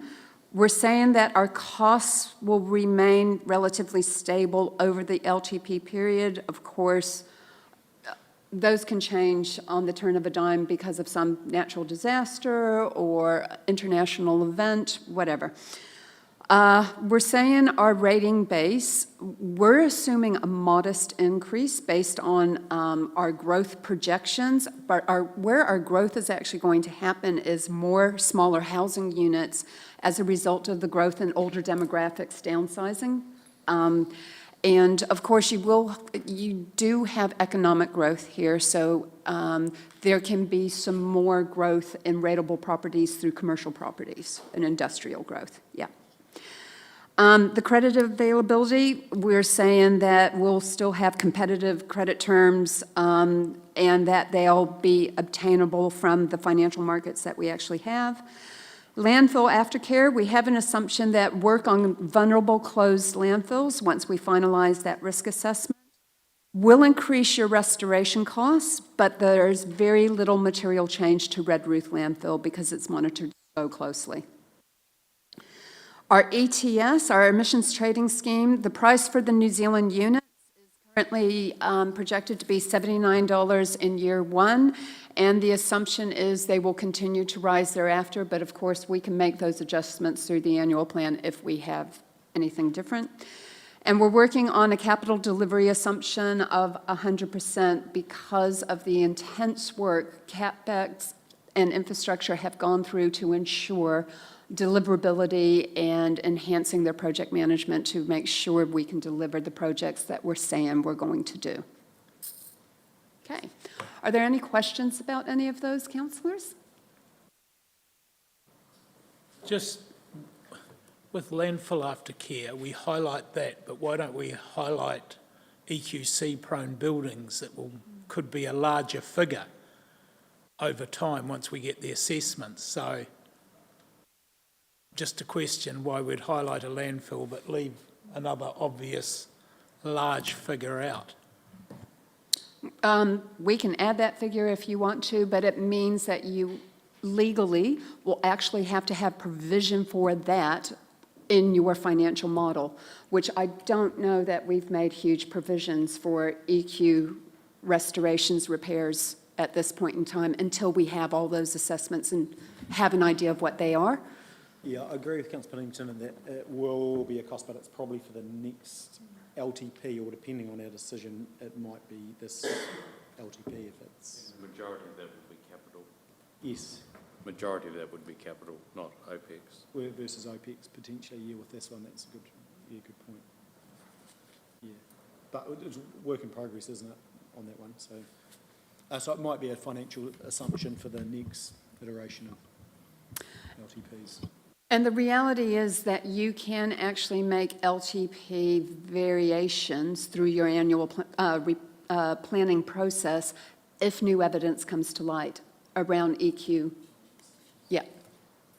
Something in there around income in relation to your debt cap or your borrowings. Is stipulating what you're allowed to say is income and what isn't suitable for the purpose of repayments of debt. Is this getting back to vested assets? Okay. Your treasury management policy, which Brendan is going to be coming up and speaking to you about, talks about things around your ratios of debt cap, and also talks about your, well, the financial strategy talks about the debt cap, but your ratio about interest costs to income and revenue and all of that, that's actually set in your financial, in your treasury management policy. So the one that is in current use now, the 2021 version that was adopted for the last LTP says about 20 to 30% is your limit for interest repayments based on either rates or revenue, total revenue. So that's in the current one. So in our current revenue and finance policy, it doesn't stipulate what you can, what you say can be used as income for the purpose of setting your debt cap. So in other words, it should be those basic 4 income streams, and such as my favourite subject, vested assets and capital gain, cannot be used as or considered as income going towards your debt cap. Yeah. The assumption that we use is any income that can potentially be turned into cash. So the government says, well, anything that we can classify as income deals with our ratio. In our annual plan report, it showed we had a surplus of 55 million, but in actual fact, we were in a hole for 22 million. But numbers were created, or not created, but they were used capital gains to So the indicate 55 million, as the headline figure for our annual report. The 55, so the revaluation is not included in the income calculation. So the majority of that 55 million was your revaluation. So that's not included in the income. What I'm getting at is there should be something black and white in there saying what can be considered. Through, what's it called? The local government borrowing set that formula. Would be good to have that in the policy, because I've looked Yeah. for it one time before, but I think probably the question I'm interested in is at what point are we going to review that policy, because it's part of this LTP, but when is that going to come to us? Management policy. Sorry, the finance policy. Councillor.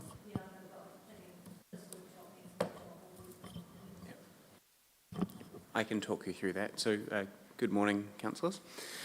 So the next section refers to the LTP policies, and there is a swathe of them. These were introduced, I suppose, at a workshop in 2023, and the purpose of today is to provide a briefing of officer review and invite general discussion and questions. And then the intention is on the meeting on the 27th of February, in 2 weeks' time, that we'll be presenting the proposal, incorporating any discussion and feedback today, for your interim approval, shall we say, which will allow us to provide those policies to Audit New Zealand as part of their review and for public consultation. At the end of the public consultation period, we would then be asking council to adopt that formally as part of the LTP. So you will get several bites at it. What you're looking at today, what we discuss on the 27th, is not the final version of these policies. So what I'd like to do is go through our approach to the policies that are required by statute and run through some of the proposed changes. I'll do them in turn, but very happy to take questions as we go.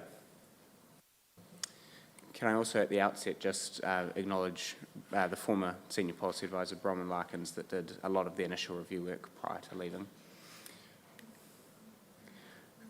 So starting with the revenue and financing policy, and I'll make some introductory comments and then also let Vince and Andrea jump in as well.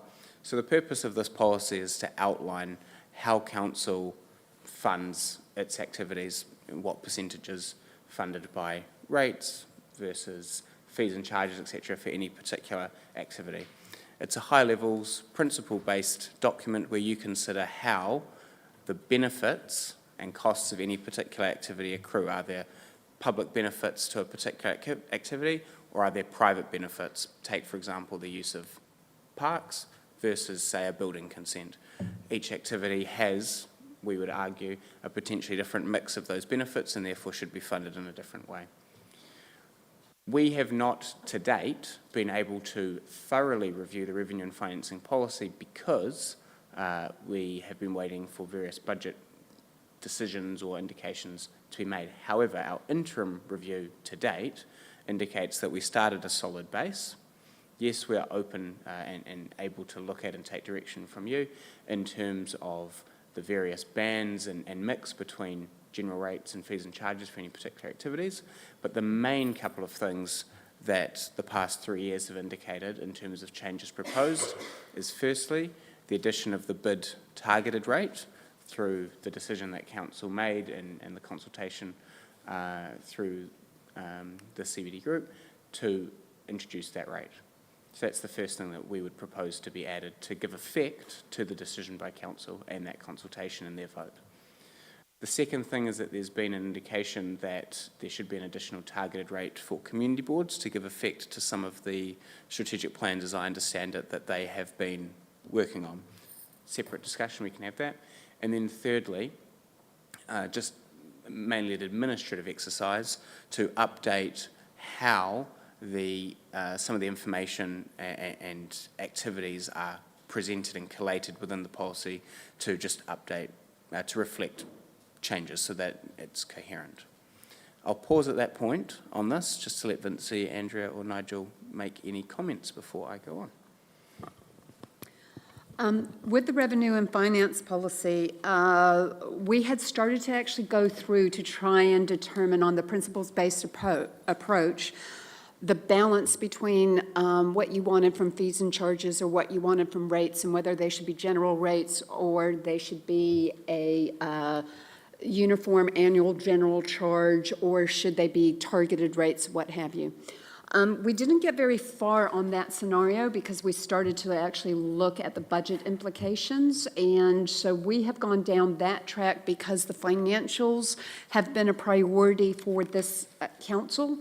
So in our current high-level review that we've done for the revenue and finance policy, as it stands now, it allows for the flexibility because there are some variances that allow a range of percentages that we can get from either rates or fees and charges. Because our fees and charges are going up as well as our rates, the existing policy will work. So we don't need to go line by line through each one because that could potentially alter, if you come up with a different model, it could potentially alter the budget that we've actually got in front of you now. So the current policy will stand. We can review it at any time. It's really important that we do not breach our UAGC cap. You're not allowed to actually have a general charge that's more than 30% of your total income by legislation. So we have ensured that we do not breach that. And our recommendation is that we make the modifications we need to allow for the decisions that council have made, including the bid rate, looking at the community board targeted rate. That's something that we want to put out as a proposal. Community boards already get a targeted rate. We're just going to increase it to account for the strategic plans that they have adopted, that we can actually help deliver on some of those projects. That will be an other issue for the community boards, and people in those communities can submit on if they wish. And then to update the group of activities. But we will be presenting to you the modified revenue and finance policy, keeping the existing rate versus fees and charges levels that are in there because they are on a band instead of being a fixed target. So it allows for the flexibility, which we kind of need in this current environment because things are changing so rapidly. So any questions you may have around that?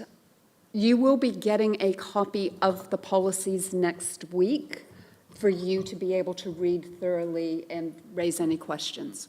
And in the meantime, whilst this is a workshop, we're obviously not presenting you with handouts with the existing policies, the proposed policies, because they're based so heavily on the existing policies, they're available online. We can easily direct you to those if you want to look through a particular page or anything like that.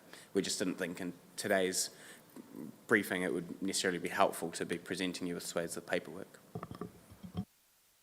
My only question is, when we do read them, you first indicated, Vincey, that don't touch it, even though you didn't say it quite like that. But do you believe they are fit for purpose? Because obviously this is quite a big, important policy. So in our current state, is this fit for purpose? Yes, because otherwise it would never have gotten past audit previously, and audit do look at this. So we've done a bit of a test to make sure with the budget changes that we've made that it's still valid. Yeah, and just to pick up on that, these are amongst the most thoroughly reviewed, looked at documents in all of council, both from around this table, from that audit oversight, etc. Pointing out, though, I wasn't here 3 years ago, so this is the first time I've viewed it. Absolutely. Additions to the changes in 2015 Revenue and Finance Policy, there was a new clause added, the addition of borrowing as a funding source for operating expenditure if deemed appropriate towards targeting towards large projects. That was added in, that allowed us to actually run an unbalanced budget. So are we going to actually get rid of that and actually start working towards going back? I guess there's some stuff in here that's been added and changed from the prior one that we probably should be considering quite seriously. Yeah, I think, sorry, can I comment on that? Because I think when we come to, through adoption, it needs really good debate, because it's an interesting point. But if you go to an example using some of the cyclone councils whereby they've probably used a clause like that to run unbalanced budgets because in those years they've had the need. So those are the pros and cons, I guess, of those sorts of things. But your point is correct around it's allowed us to do what we're doing now. Yeah. That the auditors will, if we didn't have that in our policy, the auditors would have actually red flagged it to us as councillors, and so as we actually probably could have taken perhaps more appropriate action sooner. But anyway, yeah, thank you. Just on your point, councillor, do you have next to that a number, a clause reference, etc.? Because I think if I heard you correctly, you referenced the 2015 policy. I can't find what you're referring to in the current 2021 policy. Copy of the 2015, and this is the current one, or 2018 to long-term plan. No, so it was reviewed every LTP cycle, so the current one is the 2021 LTP, not the 2018 one. Is that clause still in there, obviously? Like I say, I've just done a quick search online, because it's a very long document, as you know, for a couple of the terms that you mentioned, such as large projects. I can't find that reference. As I said, if you've got a clause number like 5.1, etc. there that you can direct my attention to, I'll have a quick look. I think it's covered under 7.5. Council may choose to fund more than is necessary to meet its operating expenditure in any particular year. You'll love this, Councillor Booth. 6.13 says council does not borrow for operational expenditure unless this is deemed to be prudent and is approved by council on that basis.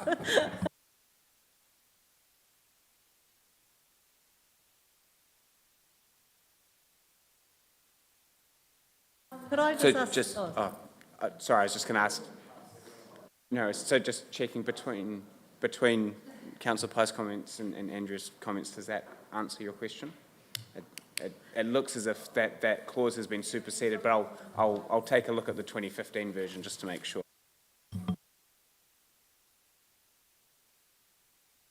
Point is that it's been put in there to get round and to satisfy the orders, and but to be fair, we shouldn't have got anywhere near running unbalanced budgets, you know, and Brendan, can I just ask, so, you know, often councillor Booth refers to what's in the Local Government Act, you know, around debt caps and interest rate percentages and that. Could we incorporate that into this policy, so when we're looking at it, everything is in one place, and we're not going, oh, this is what our policy says, but what is the... Please. Good question. So we are governed by legislation specifically for the Revenue and Financing Act. There's a section 103 of the Local Government Act that says what the content has to be. So we can't necessarily incorporate what you're requesting. However, that's covered, if I'm interpreting your question correctly, in the Treasury Management Policy, which we will segue to in a moment, if that's okay. So we can't consolidate those policies in such a nice way, but we can, if we want, treat them as our LTP financial management suite of policies. The other thing I will add is that there's more than one act when it comes to a lot of our rating and our financial policies. There's the Local Government Act, the LGFA, and the Ratings Act. So when we present the reports to you, we can easily identify which clause in which act, specifically around some of the changes, but in the policy itself, it would be really clunky to actually have that online, but we could do something for councillors to use as a reference guide by it, if that helps. It just, especially when you're newer and you're reading your policy agreed. and you think that's all of the parameters, but when you've got other parameters in acts, it will just be good to have that kind of consolidated. And it's good to know the ones that are the rules made up by council versus the ones that you're obliged to abide by. We can easily do a table to indicate those. Cool. Andrea, would you like to make any further comments about the revenue and financing policy? Okay. Are there any further questions on that, or otherwise I'll skip to one of the next ones? Have you got the clicker? Yeah. Buried under my paperwork. Okay, if there are no questions, so what I'll do, just because we've been discussing the Treasury Management Policy, is I'll skip the next couple of ones, if that's okay, and we'll go back to them. So the Council is required, under Section 102 of the Local Government Act, to have a liability management policy and an investment policy, and Sections 104 and 105 of the Act spell out what that content must be. So, again, to your point, Councillor Pye, it's legislatively prescribed. The purpose of this, and TDC chooses to consolidate those two policies together to be a Treasury Management Policy, and we're permitted to do that, is to provide predictability and certainty around how we manage liabilities and investments. Now, this policy, in regards to the 2021 current version for the last LTP, is considered again to be a solid base. It is considered to be fit for purpose. It's working well, and there are very few changes proposed. I'll get to the main one in a moment. I will also note that this policy has been reviewed by Bancorp, who are provide the industry standard, I suppose, in terms of this. It's their bread and butter, and they were very comfortable with the policy, but did recommend one change, and that was to increase the limit for cash deposits and investments that we hold with New Zealand registered banks, or up to, from a current cap of 10 million to 20 million. Now, if there are any detailed questions on that, I will not pretend to understand that particularly well, and I will throw over to Andrea, so I'll be quiet at that moment if you want to elaborate on that and indicate why that might be an appropriate change. So I guess what we've found over the last year is that some banks have better interest rates than other banks.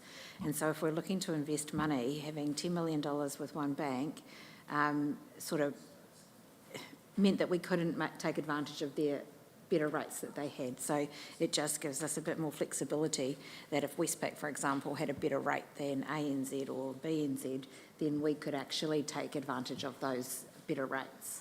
And so we're sort of finding there is a difference within banks at certain points in time. They must be pretty good, considering the number you've got in your forecast.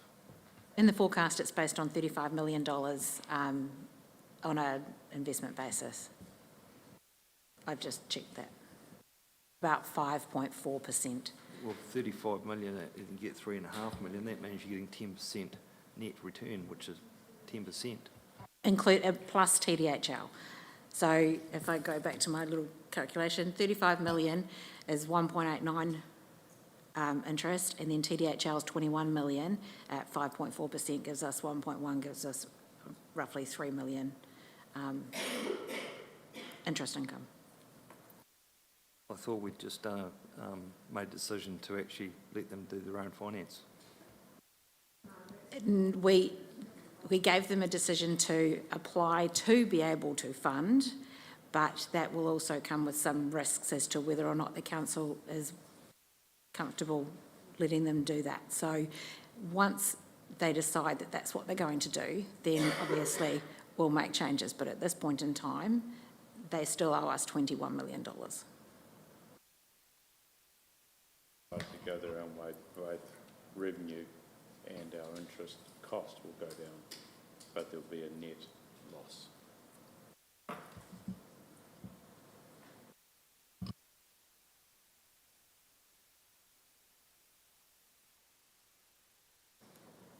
Okay.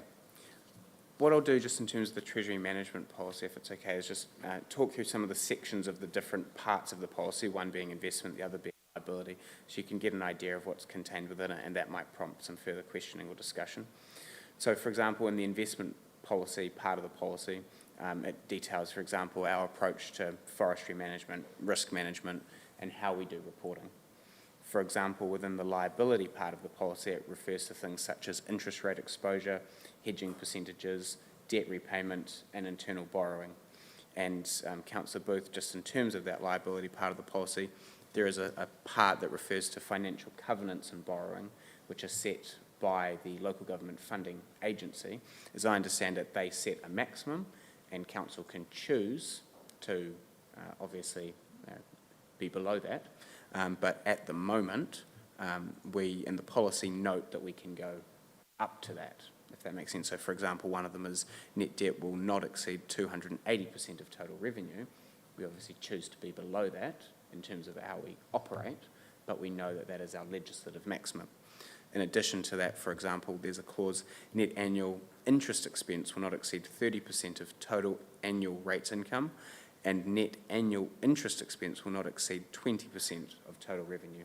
So some of that might assist you with some of the questions that you had earlier today. Definitions of what total income is. That would be an Andrea question. It's not in here, no, but if you would like that added in here, then we can find the legislation that tells us what we can include as income and what we can't include as income. Andrew, I've tried to find that before in the Act and couldn't find it. I don't know if it's defined.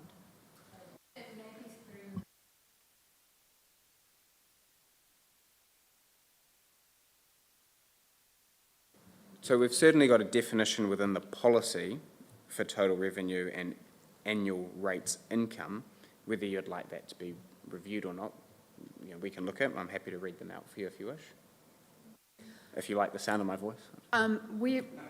We're really to actually have, because we often have in policies, we actually have a list of definitions, and so we can easily add a definition that actually says total revenue and what that will consist of. And I'll make sure that it aligns with LGFA. And Councillor Burt is right. We wouldn't be able to pass audit if we've been doing anything that wasn't legally acceptable. And just a note on the definitions, where possible, we try and align them with legislation. So, for example, it might be, you know, total revenue as defined by section da-da-da of the whatever act. So we can go and have a look at that for you if you wish. So the current definition that we have in the Treasury Management Policy, total revenue defined as cash earnings from rates, government grants and subsidies, user charges, interest, dividends, financial and other revenue, and excludes non-government capital contributions, e.g. developer contributions and vested assets. It's our one or their one. The definition that we've got in our treasury management policy. And that's the definition we've got, but the definition for your ratio is different again. It is that plus liquid assets. Yes, you know what I'm getting at. The only thing we've got to pay our bills with and pay interest is cash, not vested assets, not capital gains. They're all liabilities.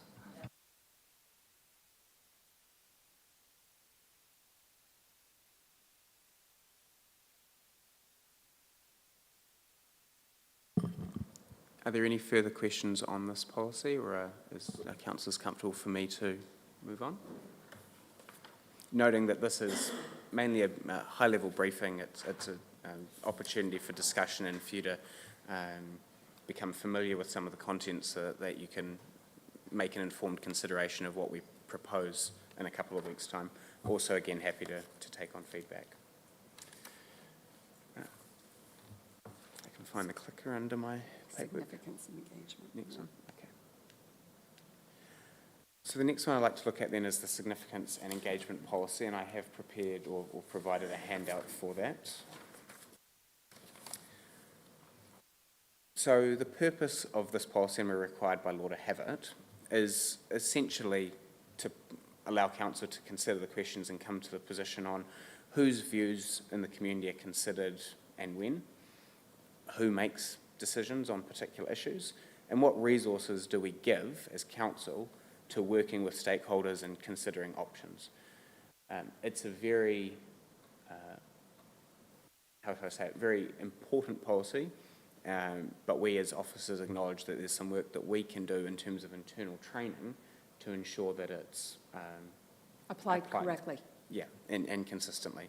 So our focus, and as part of this review, has been to take the existing 2021 policy, keep the broad framework of it, but look to make it more usable for officers, and I'll explain what that means in that when I go through the handout shortly, to ensure that we're providing more consistent and correct advice to you about assessments of significance, and then that also makes the entirety of council, officers and elected members, accountable to the community, or more accountable to the community.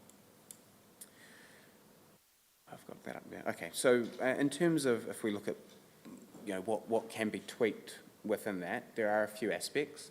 The first is in relation to strategic assets. So let me just bring those up. So council's required by law to list the assets that it considers to be strategic, and the definition of a strategic asset is on a separate slide. I'll just find that for you. The activity management slide. Thank you. So it means an asset or group of assets that the local authority needs to retain if the local authority is to maintain its capacity to achieve or promote any outcome that it determines to be important to the current or future well-being of the community. And then it includes a couple of other parts that must be in there, such as airports and the like. So council at the moment, as of the last LTP lists, and I'm sorry that I can't bring it up there, but I'll read them. So it's our equity securities and TDHL, our council housing assets as a whole, our learning and cultural facilities as a whole, district cemeteries as a whole, park facilities as a whole, recreational facilities as a whole, Redruth landfill, roading network as a whole, the airport, and then also our Three Waters network as a whole. And to be clear, any decision that might affect a part of that, but not the whole, is not necessarily considered significant. So it's referring to that as the whole. Some councils have trigger points within each of their strategic assets to say, if you're looking at a component of this that might be, say, more than 25% of the whole or whatever, then we would consider that to be significant or like. We currently don't have that, so I just simply raise, firstly, that list, and secondly, how some councils do it differently to us and others do it the same as us, to see if there's any thoughts or consideration about what may or may not need to change. I'll pause at that point. That's the first of three that I'd like to sort of take you through, and just see if you have any thoughts on that. I guess, in my mind, it should be divided into two groups of assets. Assets that can be liquidated and the assets that are in the ground that you can't, they're liabilities really. So, and that's probably what really you'd think the funding authority would be considering is security that they can actually grab if we don't pay our bills, a bit like a bank. I guess you're mentioning some sections within the Local Government Act. Now, the most important one is Section 101, which is prudence and sustainability, Section 101A, and prioritise. So have you got those in there? The 101A, 102, Section 102, Section 100, in their entirety? Under the significance and engagement policy, because it's not necessarily a financial policy, no, we don't. We have those clauses in our financial policies and in our financial strategy. So in terms of the strategic assets as listed in the significance and engagement policy, we can group or collate them however council wishes. The key question then for the policy would be, are we treating those particular groups or collations in any particular different way? Because what the policy flows through to is, if we touch X, or we're making a decision about X, what does that mean in terms of how we engage the community, and at what point do we engage the community? So there's a sort of different onus, I suppose, on these strategic assets from an engagement perspective as opposed to a financial management perspective. Okay, so say if we had to come up with $100 million in 6 months, what would we do? And then obviously we wouldn't sell a council building, but we'd probably sell something else. And you couldn't sell anything in the ground. So it's almost like you need to align them into 3 different groups. Councillor, this policy is less around, it's less around about the financial trigger. It's more about what council is authorized to make a decision on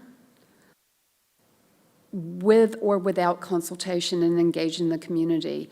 And this list of assets, there's no way council could actually sell off any of the family silver if it's listed significant register without going to the community for a full consultation on that, unless it was under emergency provisions and an order in council through Parliament that you could do so.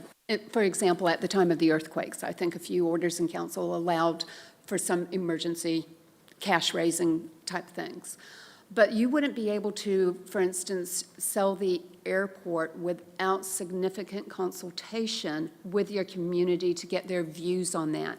Now, keeping in mind, engaging the community is not a referendum or a majority vote. It is that they have the chance to be heard, that they can come and present their views, and you must consider them without any predetermined outcome in your mind. You must consider those views open-mindedly at the time that they are presented before you make your final decision. And it may be that your final decision doesn't go with majority rules, but if you can show a really clear process, you've considered them, and there's a clear rationale as to why you went in a particular direction with your decision, it's absolutely above board. Okay? But in addition to this, it's, what are you asking of us? Is it, we have a list of strategic assets at the moment. Are we being now asked to consider whether they really are strategic or not? So we either remove them of the policy or keep them in there. Because when you listed the definition to me, and I heard the list, I'm going, some of those don't sound strategic to me, but it's how you interpret what that says. Correct, and I think the key consideration before council in terms of this discussion is, broadly, as of the current policy, here is what council has effectively said is our family silver, is ring-fenced, is special, is important to the community, or especially important to the community, and therefore if we make decisions that affect those, we promise the community that we will have a certain high level of engagement on it. Therefore, the question is that list still fit for purpose, still considered especially important to the community, that it's worthy of that promise? Or are there things that shouldn't be in there, or are there things that are missing from there? And keeping in mind that when we're talking about a significant asset, it's not just about its liquidity value. It is about whether or not it allows us to do our core business. In that policy though, because I'm kind of getting what councillor Booth is saying, and, you know, because it says here, it must explicitly provide it in a long-term plan, following community consultation. So does that mean, you know, like, is that in the law, or is that our policy? Because, for example, what if somebody rocked up tomorrow and, or once we got the theatre built, whatever, and wanted to buy the old museum and we decided that was worth selling? Can we not do that through community consultation? Because this is saying we can only do it through a long-term plan. That's what that says there. So I believe it's identifying your significant assets and putting them in the long-term plan. But if you have the opportunity for a sale, I believe you're able to actually. it doesn't say that. It says any decision to transfer the ownership or control of a strategic asset to or from local authority must be explicitly provided in a long-term plan. You're referring to the legislation, correct? Referring to our policy. Our policy. Which clause? Yeah, sorry. This policy. No, the strategic assets, yeah. Sorry. Yeah, In paragraph of point 8, strategic assets. yeah. Oh, sorry. So I see where you're going now. So that does need to be reworded or put into context. The legislation says that these strategic assets have to be provided for as part of the LTP, and any transfer of ownership or sale needs to be provided for as part of the LTP. However, you can do that as part of an LTP variation through an annual plan. So we're not saying this is a 1 and 3 year bite at the cherry. Yeah. My apologies. I was looking through the legislation because I thought you were quoting from legislation. So.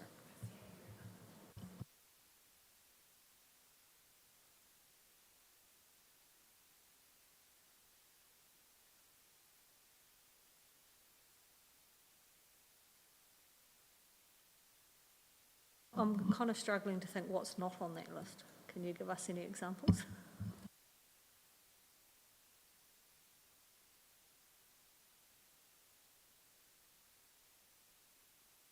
You mean in terms of council operations? So we've got things such as non-strategic properties that might be on that list, or you've got those various entities, let's say park facilities as a whole. Any ownership of a particular park or playground, that's not considered strategic. So the approach that the previous council took to this was to say we consider the entire thing in its entirety to be a strategic asset, but not the various pieces of it. So it's a different principled approach, shall we say. Yeah. So what you're saying is Sea Bay itself is not strategic, but all of the pools, libraries, recreational facilities are? Under this policy, correct. So the question then is council comfortable with that approach, or do they want to, do you want to split it or the like? If it's not broken, don't fix it, but Yeah. it seems a bit loose. Please keep in mind that if you were looking at a significant change to Sea Bay like that, it triggers other criteria for what's considered significant in the policy. So you wouldn't be able to sell Sea Bay without actually triggering major flags. And that's possibly a good segue to the second part, which is on the assessment criteria. So at this point, I'll refer you to the handout that I've provided, which is probably buried under a bunch of A3 financial spreadsheets. And sorry, to this top table. Yep, cool. So Appendix 1 and 2 are from the existing policy, and the significance tool on the back page is something that we're potentially looking to move towards. So let me talk you through it. Effectively in the first, don't worry, I'll explain. Yep. So in the first instance, you need to identify how significant a particular decision is, and that requires officers, council to apply a set of criteria. Under the current policy, as listed in Appendix A, it's things such as the number of people affected, the degree to which they may be impacted, etc. And it is in some respects an art. It's not a prescriptive tool. It's subjective. Yes, because what is significant for one particular decision matter, such as, say, the Theatre Royal or the stadium, might be quite different to another issue, such as eroding impact or managed retreat or the like. So each has to be considered on their merits and weighed up. After that criteria is applied and it's identified on balance the degree of significance, then we move to Appendix 2, which is, now that we know how significant or not something may be, what does that mean in terms of how council engages with its community? And there's a spectrum from inform through to empower, which is based on the IAP2 best practice standard, and we conform with that. And that's anywhere from informing through an annual plan, for example, an annual report, my apologies, to say we have done X, through to empower, where there might be a situation, exactly, where we opt to give the community the final say on something and we put the power in their hands. The two aspects here that I want council to consider and some potential feedback on is, firstly, through the significance criteria, as listed in Appendix 1, number of people affected, etc., are you comfortable that officers are assessing the right sorts of things to inform you about how significant something may or may not be? Or are there things missing? For example, some councils choose to add impact on the environment or something like that in there. Currently, we don't have that in there. So that's the first thing on the table. The second thing that I would appreciate some feedback on is on the very last page, Appendix 1, a significance tool. This is something that some councils use instead of what we have in our current Appendix 1, which is those broad ranges. And that provides worked examples to officers, not to be prescriptive, but to say, here are some of the things that you should be looking for to help determine significance, and that provides a level of consistency.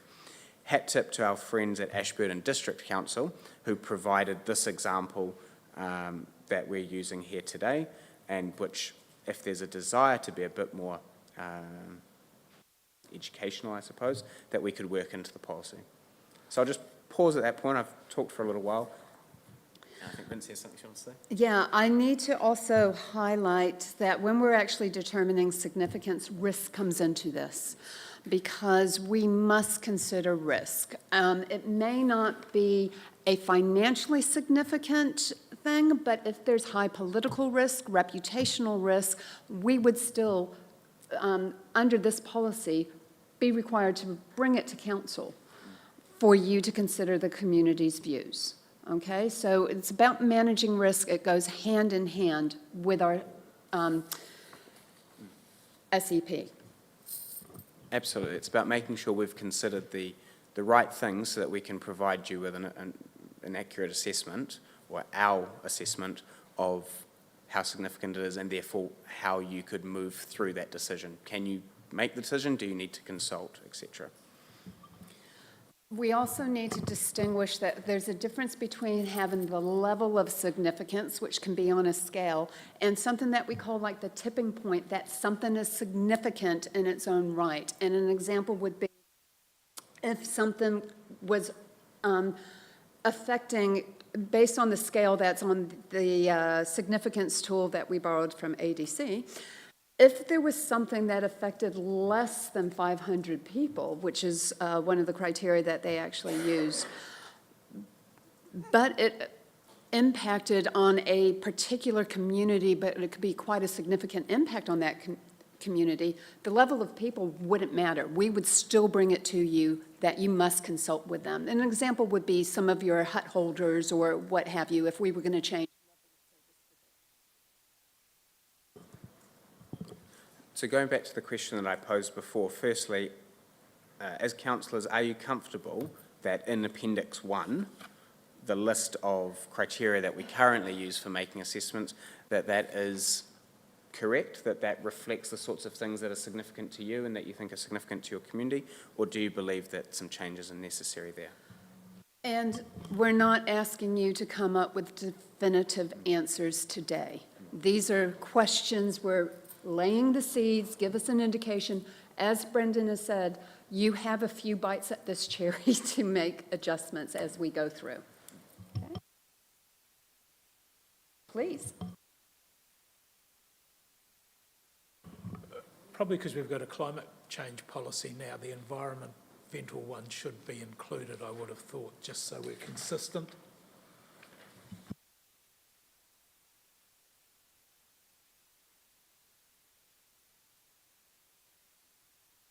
Can I guess what you're going to say?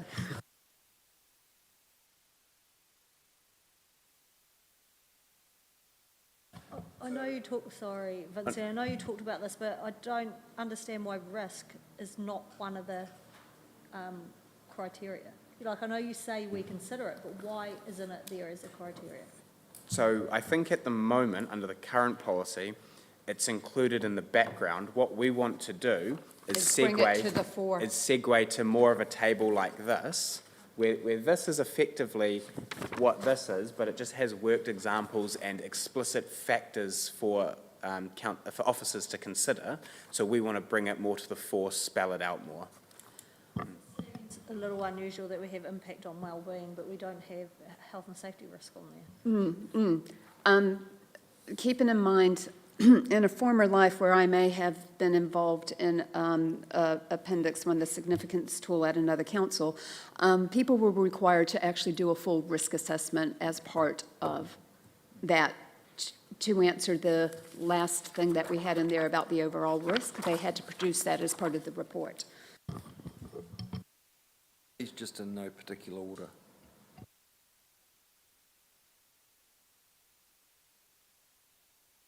All criteria are weighted equally. However, as Vincey said before, and as I've said, it's more of an art, not a science. It can't be prescriptive because there could be something in a particular matter, say managed retreat for the huts, that is high for a couple of these, low for all the others, but we say, look, on balance, the impact of it is so significant that we think it is overall high. So each has to be considered on its merits. And when we go to, I don't want to preempt, but when we go to the third part, which is the proposed internal processes, we can speak a bit more about how we come up with these recommendations and how you as elected members get to check that, challenge it, change it. What I'm hearing, if that's okay, is firstly a desire for environment to be factored in. Secondly, for that risk, including health and safety risk, to be brought to the forefront. And then under the financial and rating impact, for there to be clearer reference to fiscal prudence. Am I hearing all of that correctly? Okay. And then finally, just a degree of comfort that we'd move towards a slightly more laid out tool to guide officers. Okay, yeah. Perfect. Cool. Cool. And we bring that to you so you approve those various criteria and different levels. Yeah. But we will use very specific Timaru examples to help guide officers. Absolutely. The third part then, and I'm conscious of time and that you haven't had a break for nearly 2.5 hours, so just move through this as quickly as you wish, is proposed internal processes. And as I mentioned before, this is around some of the checks and balances. So at the moment, officers, when they're preparing, for example, a report for council or a subcommittee, are prompted as part of their report writing to make reference to the significance and engagement policy, to utilise this criteria and to determine a level of significance that goes into their report. A lot of councils do that process, and it gets checked by SLT and the like as well, of course, as part of the authorisation process. Some councils have a separate internal or beefed up internal process whereby if a report triggers a number of flags which may be quite different to what the assessment criteria are for significance, then it goes through a separate process internally where, for example, in the strategy, the policy team or the governance team would provide a separate, maybe more detailed assessment of significance. And that might include, if, we did a brainstorm of what that might include, but it might include if triggers or flags were reached, such as an unbudgeted expense of X percentage, or a high degree of political reputational risk, whether or not a report or a potential decision might have an impact on the delivery of another existing approved activity, and things like that. So I won't spell all of that out, but we just lay that on the table to, I suppose, ask the question, broadly speaking, are you comfortable with how the assessment of significance is presented to you, or do you believe that there's an appetite for a potentially more robust internal process in line with what some other councils do? I guess in general in presentation of the papers that come to us, a lot don't have the financial impact. So we actually need that these days. If we're suggesting A, B or C, it should have the financial impact on council or ratepayers.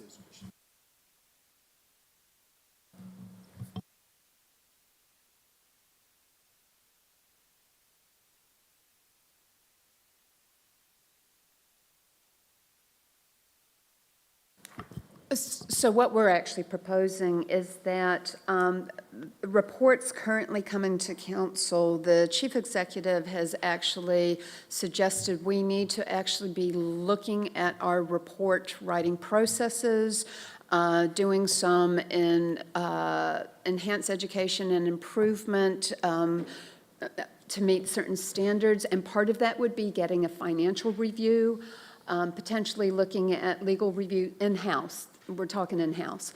And we're suggesting we would also add a significance review.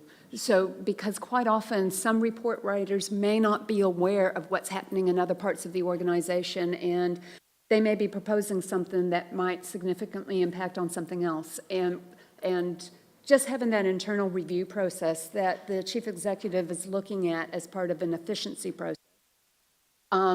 Would you be comfortable that we add that layer to sign off a report so that it comes to you and you know that it is checked by strategy and corporate planning for significance, particularly when we're looking at community engagement and consultation?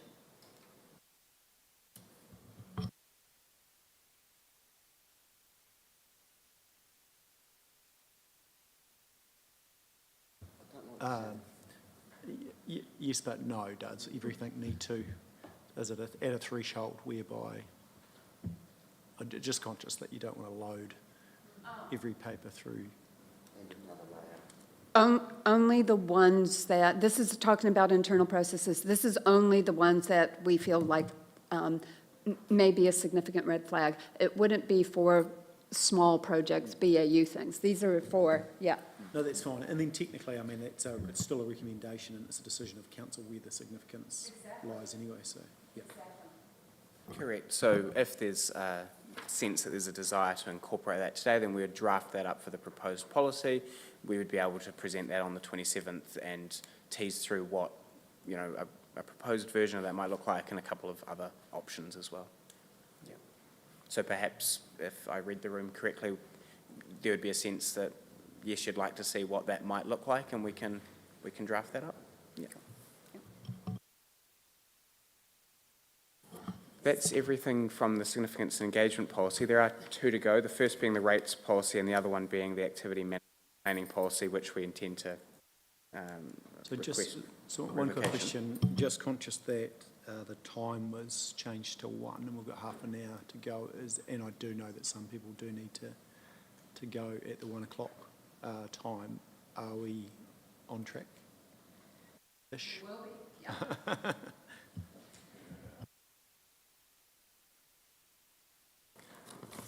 I'll motor through this. So the rates policy. So council's required to have a policy in terms of its approach to Māori freehold land, and we are allowed to have the option to have a policy around rates, remissions or postponement. We choose currently under the last LTP to do all three, and what we're proposing to do in this policy, and apologies, there's not much on the actual screen there. What we propose to do in this policy is to consolidate the three so that if you're looking at something as relates to our rating, it's all in one place. A single source of truth. Now, there are a few levers, dials that you can pull and tweak, and mainly that relates to the sorts of criteria that you might apply for remissions, refunds, postponement of rates and things like that. But a lot of this is legislatively prescribed. What we've done as part of the review is propose a couple of changes, mainly to reflect legislative changes, for example, updates to education rates, looking to establish a council position on under what criteria we might look at a property rate refund, penalties on deceased estates, and also position on at what point debts might be considered to be non-recoverable. I can go through all of those particular aspects because of time. Okay. Well, what I'll do then is I'll pause, see if Andrea has any comments to make in the interest of time, and then just throw it open for questions. I think there was, from the rates team leader, there was one suggestion around changing some wording in association with elderly rebates, but that's the only change really other than adding them together. And I think you read when you get it and make comment, but it's pretty standard. And we'd flag it in the report as well, to be clear. Yeah. Like I said before, today is not the day for swathes of paperwork. I guess when we go out to the public, this will remind people we have for some time talked about reviewing the overall rates policy. I think we said 3 years ago we'd do it within this period, and we obviously haven't. Where does that sit? That's a rating review, sir. That's different, okay? And because of the Three Waters issue over the last few years, council made a conscious decision to do that in the 24-25 financial year. So it is in our work program for that. Okay, but it's just a good reminder for people where we sit Absolutely. at, because if we get that out and say we still intend to do that, that'll save you 100 calls to councillors.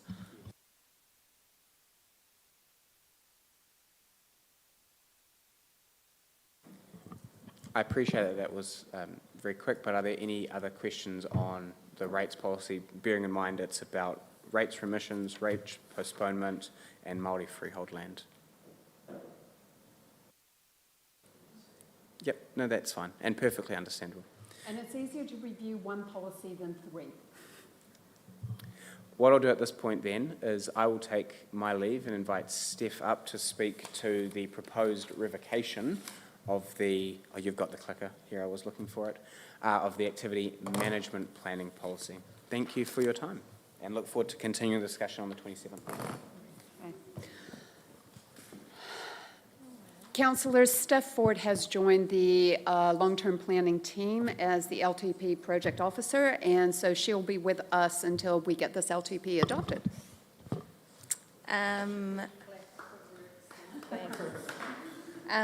This one is pretty quick to begin with. It's still very much in the early stages. The activity management planning policy is not fit for purpose, is probably the quickest way to put it. In the Act, strategic assets, as Brendan talked about before with the other policy that he's working on, it references the IIMM, which actually should be worked in with asset management policies, not activity management policies. We don't have a structured framework or policy for asset management organisation-wide. Roading and Water have been very thorough with their asset management practices for a very long time. So yeah, this is basically just to get a feel for whether you think this could be a useful policy organisation-wide. It would also be good to reference revaluation cycles in said policy, which would then obviously in turn help with financial prudency. I do want to highlight, at the time that the activity management planning policy was first developed, which was in the early 2000s, it really was focused around activity management plans at that time really were just about your core infrastructure.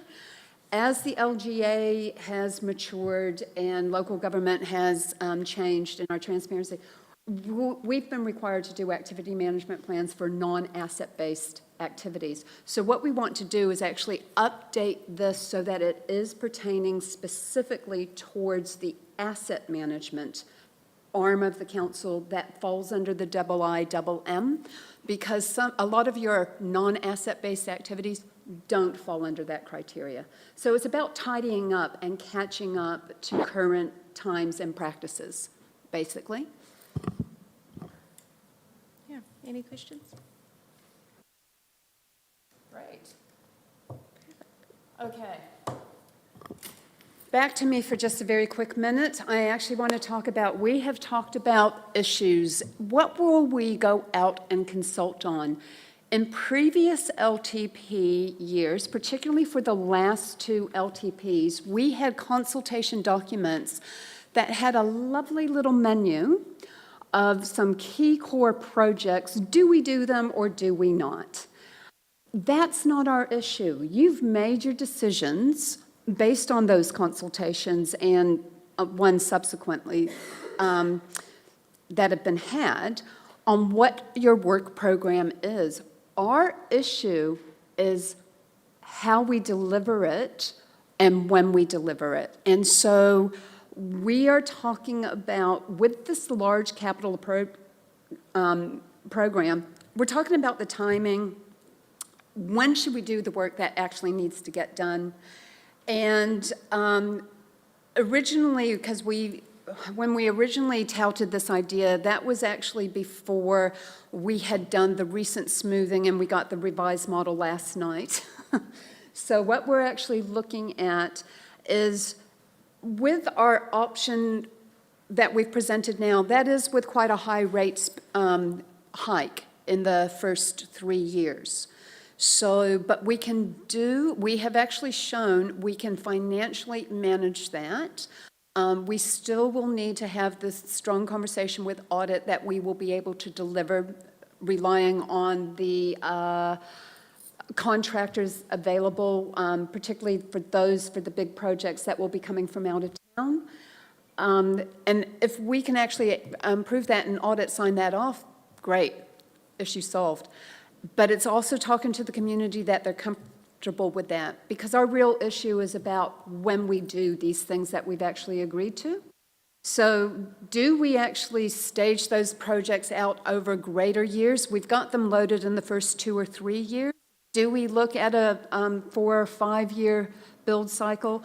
Or do we defer some? Like we presented you the scenario, if we deferred the theater until after year 10,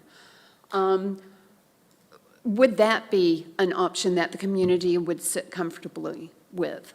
So we don't want to reopen this to relitigate the issue of whether or not we do the projects. It's really about the timing of the projects.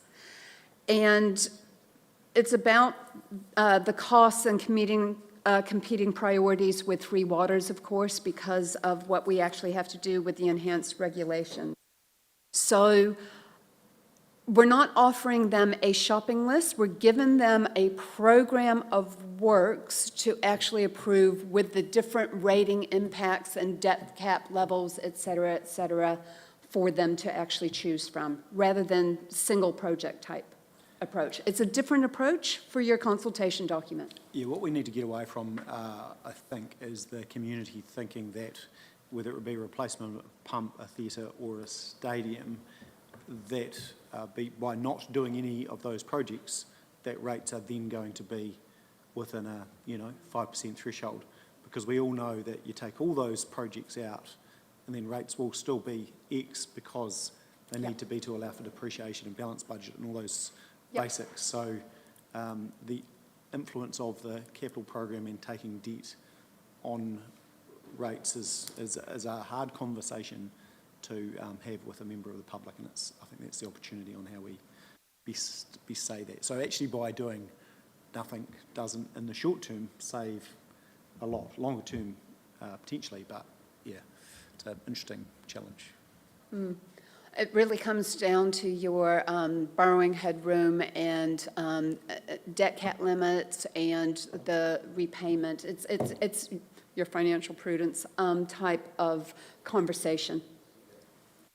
What do kind of have some concerns about that approach though.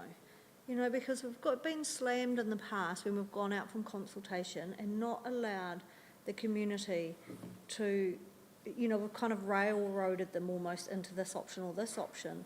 And it probably will come down to what the form looks like and there needs to be plenty of scope for a community to give feedback on other options is what I'm getting to because,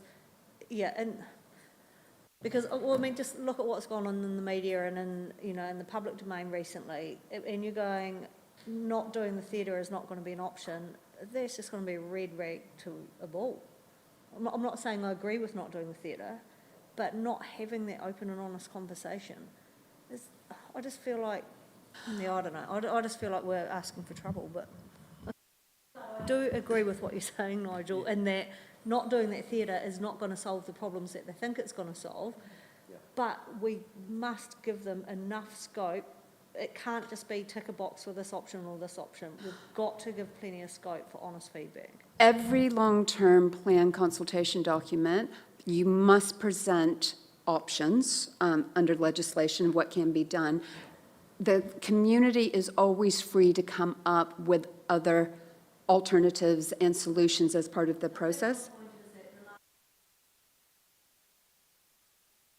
No, because at the council at that time, it was about the scale and the scope, not whether you do it or not, because that decision had already been made and they were forced to reconsult because the scale and the level of service had changed.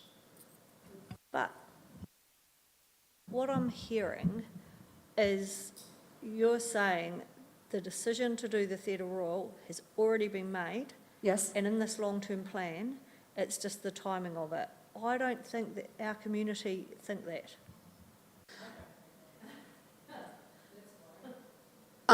Yes, I'll again use the term around predetermination. We need to be very clear. We're allowed to... You've determined that. No.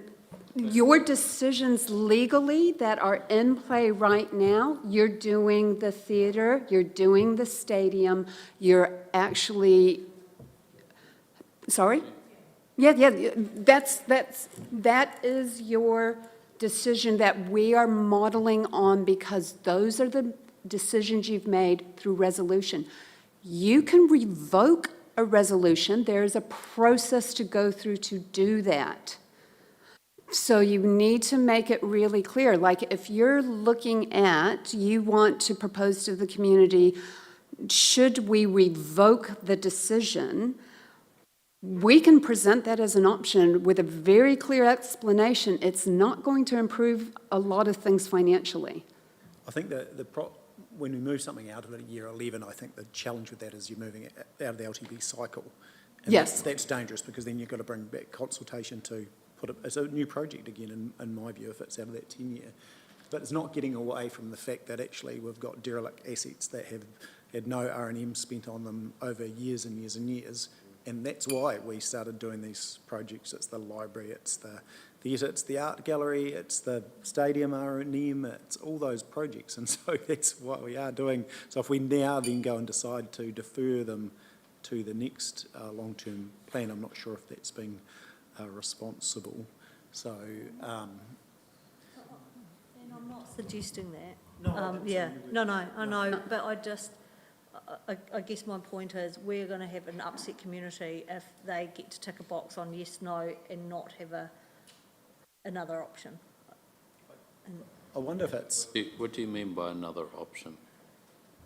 Aside from yes and no. Feedback from the community may be don't do the Theatre Royal. I'm not saying that's my view, that's not my view at all, but that could be the... I mean, that's what we're hearing out in the community at the moment. That is triggered by an unnamed party. In the Local Government Act, it's clear in there this should always be included in the options, do nothing. And we've never consulted with the public, with the theatre, with a do nothing option. Never. And when it was discussed, it was says, oh no, we don't want to do that because they might tick no. And so that's what, we've never done it properly. And so, no, in regards to significance, you'd have to say we consulted at 8.9 million at the very outset, and then we've gone to almost 60 million, and we've never actually had that do nothing or no, don't do it, because we've gone from 8.9 to, which put it into the long-term plan, and then it grew legs, and then here we are at almost 60 million, and we never gave the people the option to say, no, hang on, sorry, it's increased by almost 10 times, and you're way out of, everything's just way out of whack here. And so every single piece of consultation should have the opposite. So can I just get clarification? So we consulted on a 21 LTP, which included the theatre in there, not at these costs, at a lower cost, and it included a whole bunch of other assets at whatever cost they were at, and that got adopted. Then we reconsulted on the theatre, saying we're now looking at a 50. So from that LTP, it was deemed we're going to do it. Then we reconsulted on a higher cost options when we resolved we're doing that. Now, are we saying we're going to relitigate it through the LTP, even though all of that process has happened over those 4 years? And then why aren't we doing that with all the assets? It's dangerous territory, but I think the difference is now we can see our debt going from 200 million to 400 million. Nobody had that information when we asked them if we should spend $50 on a theatre. And I'm not saying it's just the theatre either, I agree. It's not the theatre, It's a compounded thing of yeah, I know. your high infrastructure. I just got concerned when, Vince, you were kind of suggesting that we were going out with this kind of thing that I felt like was going to ring alarm bells, because I felt like, from what I heard you say before, there wasn't really going to be a real good opportunity to get the right feedback. I don't know. So that circles right back to one of our first conversations. What debt level as councillors are you comfortable with? Because if you're comfortable with, 250 million or 300 million versus 400 million, that makes a big difference to what we're trying to achieve in these planning, because it feels like until we get those signals from council, we just keep doing scenarios and we keep doing scenarios and none of them are actually meeting the park. Well, I'm personally comfortable with what has been put in front of us to take it out to the community to get the thinking. But an alternative scenario, in my view, would be whacking the hell out of the community program. Hopefully that doesn't get a quote.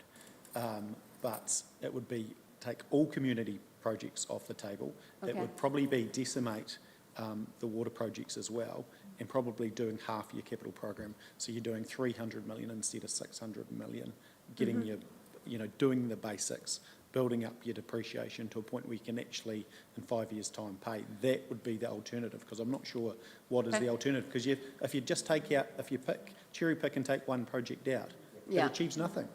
It doesn't achieve anything. And then the problem is, I don't know, we've got an asset, a community asset, and it's probably a bad comparison, but if we had a water pump in our network somewhere, we decided not to replace it, for a period of time and let it sit and do nothing, and then we don't replace. But that's what we've got. We've got a building that we've got to do something with no matter what. It is whatever the decision we make, and to the point where we've kicked this around so many times starting in 2018, where the option was to do nothing, is what is the alternative? We have to have a viable alternative in there to at least fix it, put some seats in, do whatever we need to do. Still needs earthquake strengthening. The community don't have it unless we spend some money on it. And then you get to the point where you're comparing effectively two projects which have about 22.5 million roughly. This is the way I view it, very simple way, but you've got a museum, you've got a theatre, 22.5 million on each. If you have to get the theatre back up to speed, You're still going to spend 10 or 15 million, I would expect. Spend 34 million. 34. So you're going to spend more than the 22 and a half. So I think what I heard this morning, though, is that we don't feel comfortable about no repayment of debt scenarios. And so that is what's not factored in here, and I think that's what we asked for. I think we've all agreed that that is a priority, is repayment of debt. So I think that needs to be worked in. And So just on that point, so you're comfortable to actually have a scenario where the Rates are higher. from 28 out are higher? Okay. Okay. that's not even, that's. But anyway, but also, sorry, I just want to go back to, we do have another stop-go on the theatre, and that is when it comes back, Nigel, the full detailed cost, because no one is sitting, our last presentation, it wasn't 57.1 million, because we're value engineering it at the moment, so we know it wasn't that, we're trying to bring it back in, but if we can't achieve that and it sits at 65, 70 million, I'm sorry, that is the decision moment. Is that correct? 100%, that's the decision time. Yeah, yeah. Another stop-go, and I believe that is next month. Sorry, and it's not something that we have, it's just part of the process. And the last one was just part of the process. Yeah, yeah. Back to the consultation. What I'm hearing is this draft budget, all projects in, if we tweak that up with increasing some of the depreciation rates on the out, increasing the rates on the out, debt repayments have to go in, and ensuring that we've got some sort of contingency for earthquake prone. May or may. I'd also And like to inflation see your changes, income- possibly. Your income sort of sold. Yeah. So More if we pessimistic. review that, I suppose going to the community with that is, community, here's your worst case scenario in terms of doing everything we want to do. Now tell us Yep. where we've got it wrong. And if we have to have a preferred, like I think we're meant to have a Yes, you preferred, do. Yeah, whether we, all 100% agree on that or not, then what is the alternative? And is that just, Well, the alternative is is pulling really, 200 million out of your capital program? well, Is the that- alternative is taking out all your community stuff and going to real basics. Yeah, but it's more than that. It's got to be more than that. It's pulling out, and then the consequence. When I say basics, real basics. No, totally, but then the consequence of, because it's more than that, it's getting into your water program, and then the consequence of that, you've got to clearly say, this is the problem, because the consequence might be in 15 years' time when we look like Wellington Water. Yeah, but it's about priorities here. I mean, water and roading Roading. are priorities. And, and really, the way this theatre's gone, there needs to be a reset. We need to actually pull away and actually go away and reevaluate this thing. And that is, we've never consulted properly. In 2022, we consulted and told everyone it was going to cost $17.14 per ratepayer, and an increase of 0.75%. That was 10 times out, and there was no option in there to do nothing. That didn't So- include any operational costs, sir, so, No, so it'd be more than that. But But- this is but- what we But consulted today's on. do. So we're talking about consultation. That's the first thing, and consultation should always have something in there that says don't do it, because when these numbers get up to where they are now, people go, everyone I'm talking to, they're going, what the hell are you doing? But don't do what? Don't do the theatre, don't do the Don't stadium. do the theatre. The theatre the- needs to stop right now. We could have saved ourselves $2.5 million if we'd actually done something prior to Christmas. And actually, because it's just think about what it is and how much it's cost. It's going to be 3 times the amount of the sea bay. And it's just out of proportion, okay? We can do something better and we will find a solution. But this is not the solution to keep driving down this spiral into a deep hole.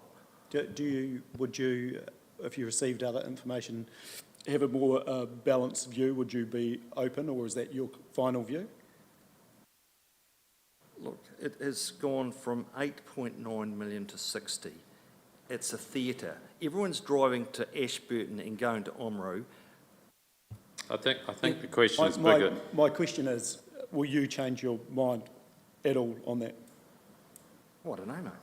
I'm still thinking about it all, but I'm telling you I'm telling you what I'm saying, and we've never actually, we've never consulted properly.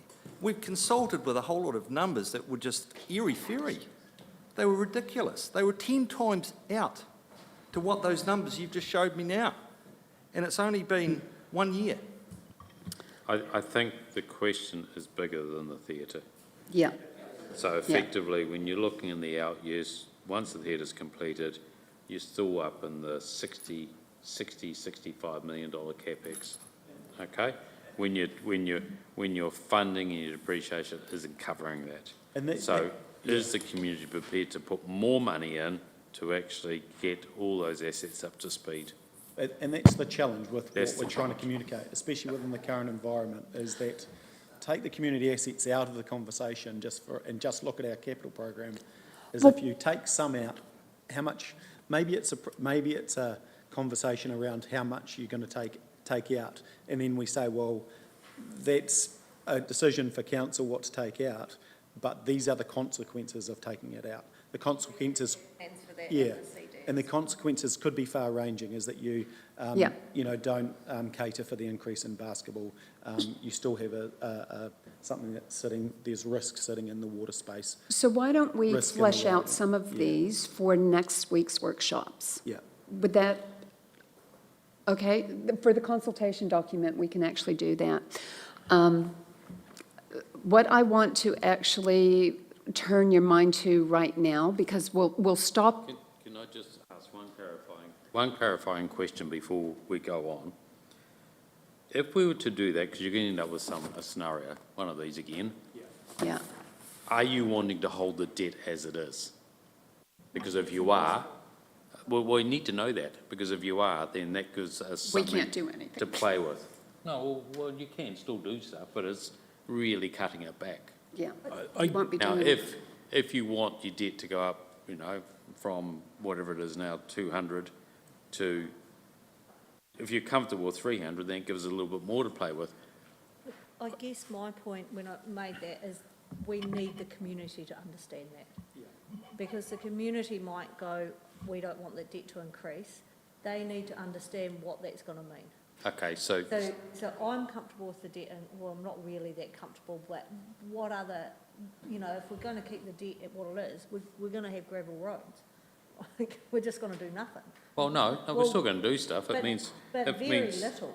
No, We're going to but have 30 million to spend a year, or whatever the depreciation you've got amount 30 to 40 million dollars a year. It's not going to keep up with the capital program on water and roading, is it even? Well, it just has to.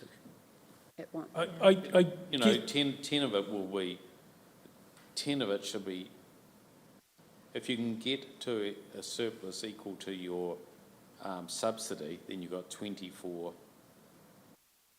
roading, and then the water would have to take the remainder.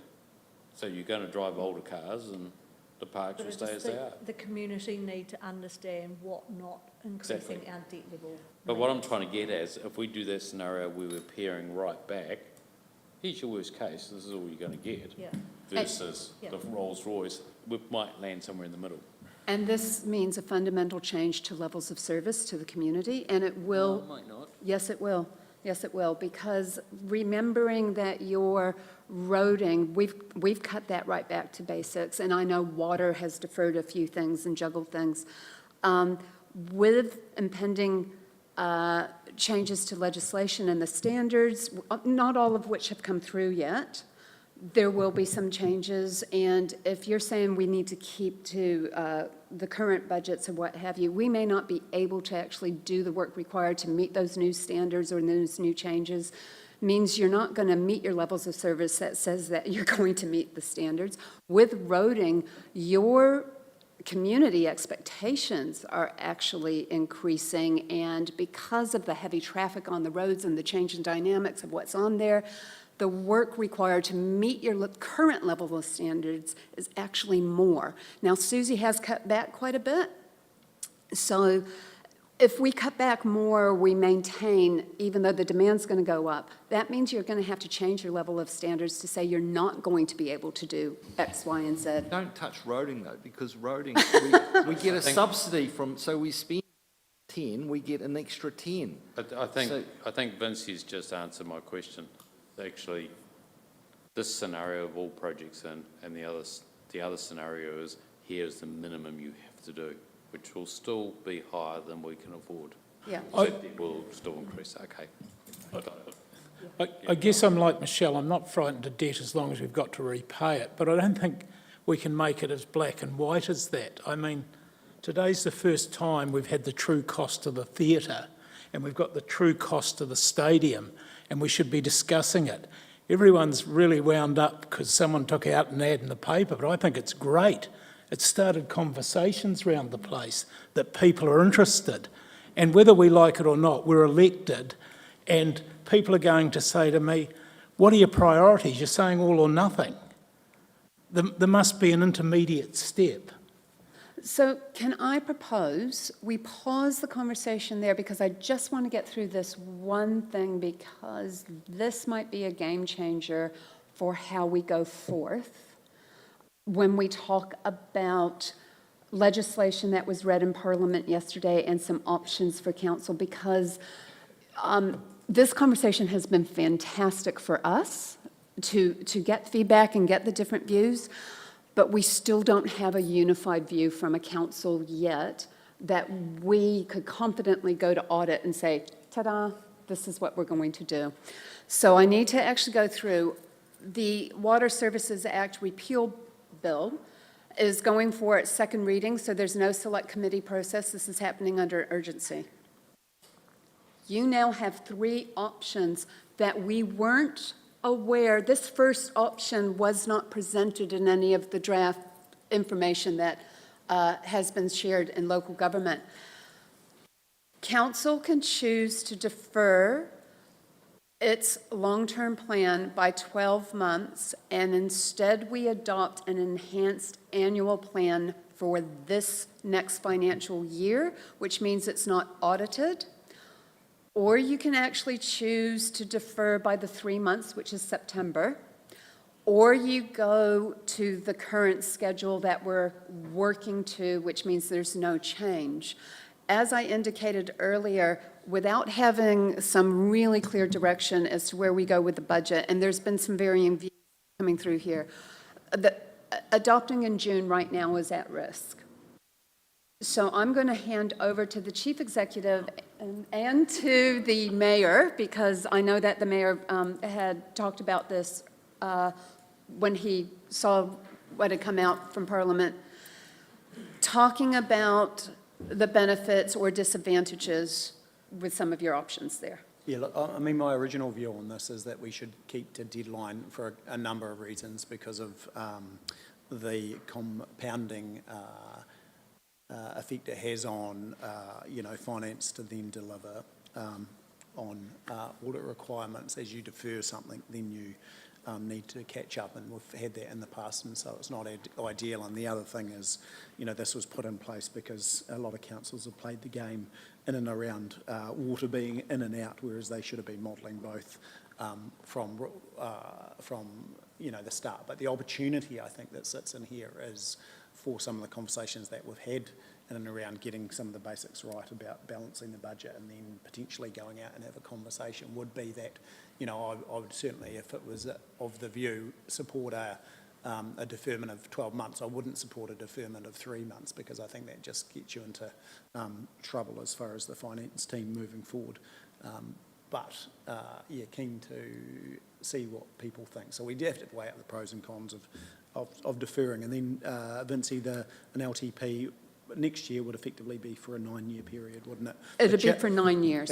And the other thing that you've got, which is not ideal, is you end up having an LTP in an election year, which is the reason why legislation pulls it out of that. So that's something that you run into, which is not perfect either. But happy to take comment. The situation we're in, new CE, new Broome, brought up some challenges for us, which is great. I think we delay a year so we can actually get our house in order, our finances in order, and actually give this a proper crack.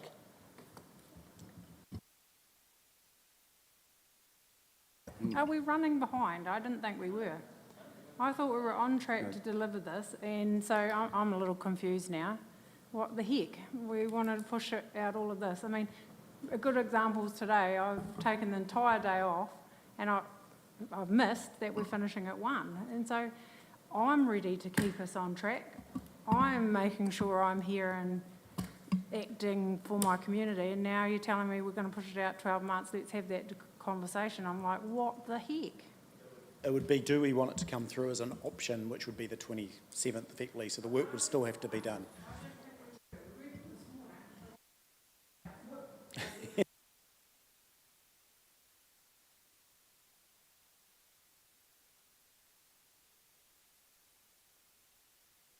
Here till 4.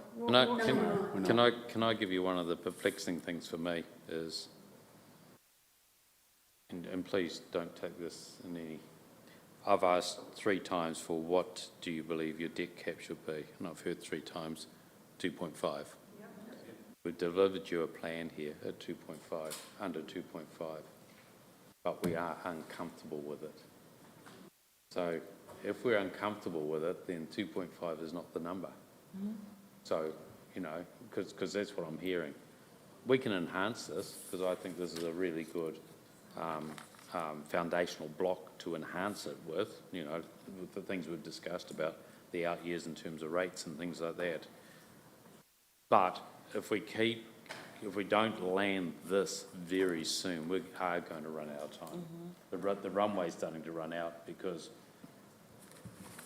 while we continue to debate this, all the other work that is needed to be done to get that big document sorted is going to slip, because it's a huge document. Because remember, we've got to take this now and backfeed it into the finance systems to produce all those schedules that go into all those documents. That's what concerns me. So effectively, if we don't defer, oh look, I'm comfortable either way. Part of me thinks, like you, Stacey, get it out of the road, you know, get it done. But part of me is thinking, is it robust enough? Is it really robust enough? Thank you.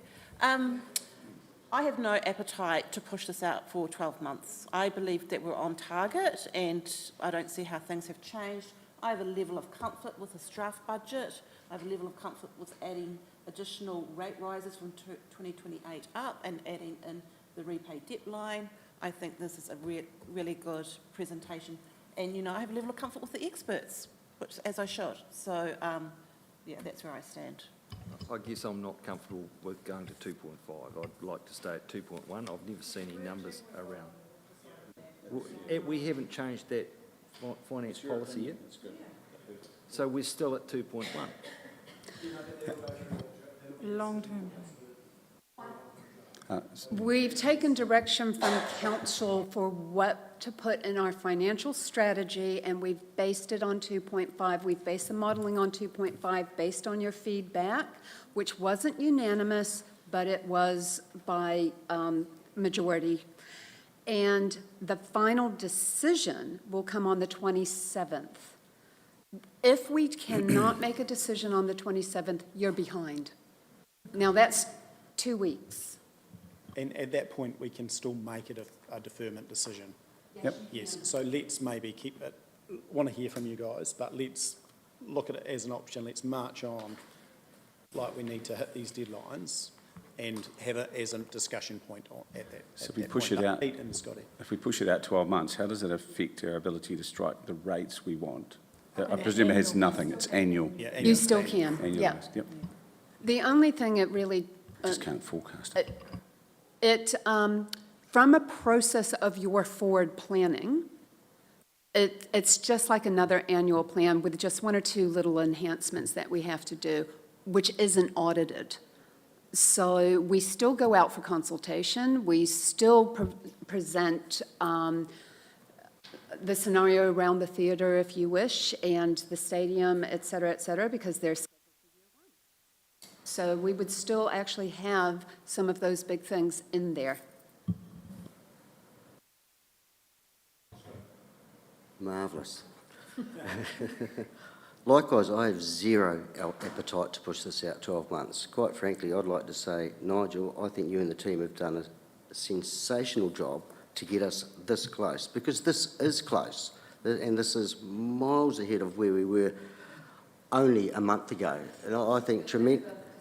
Yeah, I think it's tremendous, and we have to actually show some courage as councillors. We're here to make some tough decisions, and I think we've got the talent to do that, and we can't just be talked over by those that are against one particular thing.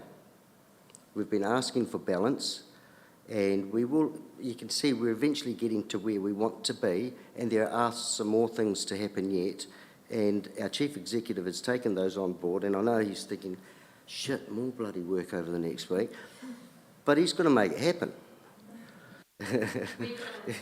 Yes, yes.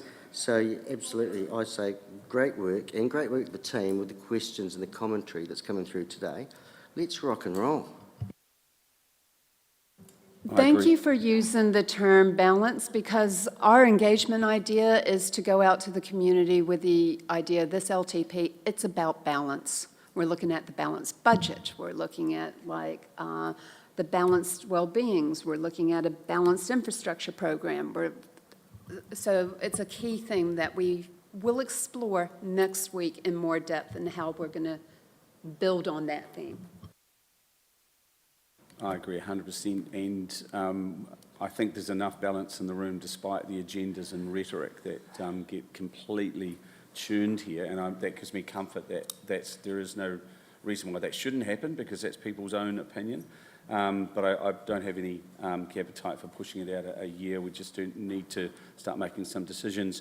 If we get another advertorial in the paper that is totally just one-sided, it's just going to make it even more difficult, because the rhetoric out there now is that the placebo for, or the panacea for everything is just to chop the theatre and the cultural centre, and everything's sweet with our debt and everything. And that's exactly how superficial it is on the street at the moment with every conversation I've had, and it's just been multiplied. You know, and I know, Stu, you're always out there talking because you're in the face of lots of people in the community, and you'd be just hammered. I've never seen the level of feedback from the community on this one, based on a very flawed and agenda-driven piece of work in a paper. Maybe we should buy our own advertorial very quickly and stick one in. What part of it wasn't factual? Part of that article wasn't actually factual, and there, look at our debt has gone from. Councillor, you've been here. You were here when it was actually zero, and it actually had a 1.2 multiplier, and every second year or so it's had to increase because of the overspending and the unbalanced budgets. And here we are now, close to our debt ceiling. And if any of these numbers are actually if they vary and they don't meet the expectations, that will easily go through. And I don't envy us if that is the situation. Bill, can you not quote PX stuff and don't quote yourself? I have no appetite for deferring this either. We need to have this conversation with our community now. They can't see a one-year plan, they need to see a 10-year plan. Yep. And Nigel, apologies if I've given you mixed messages. I'm happy with what you've got here. Probably my comment was fundamentally the whole system's broken.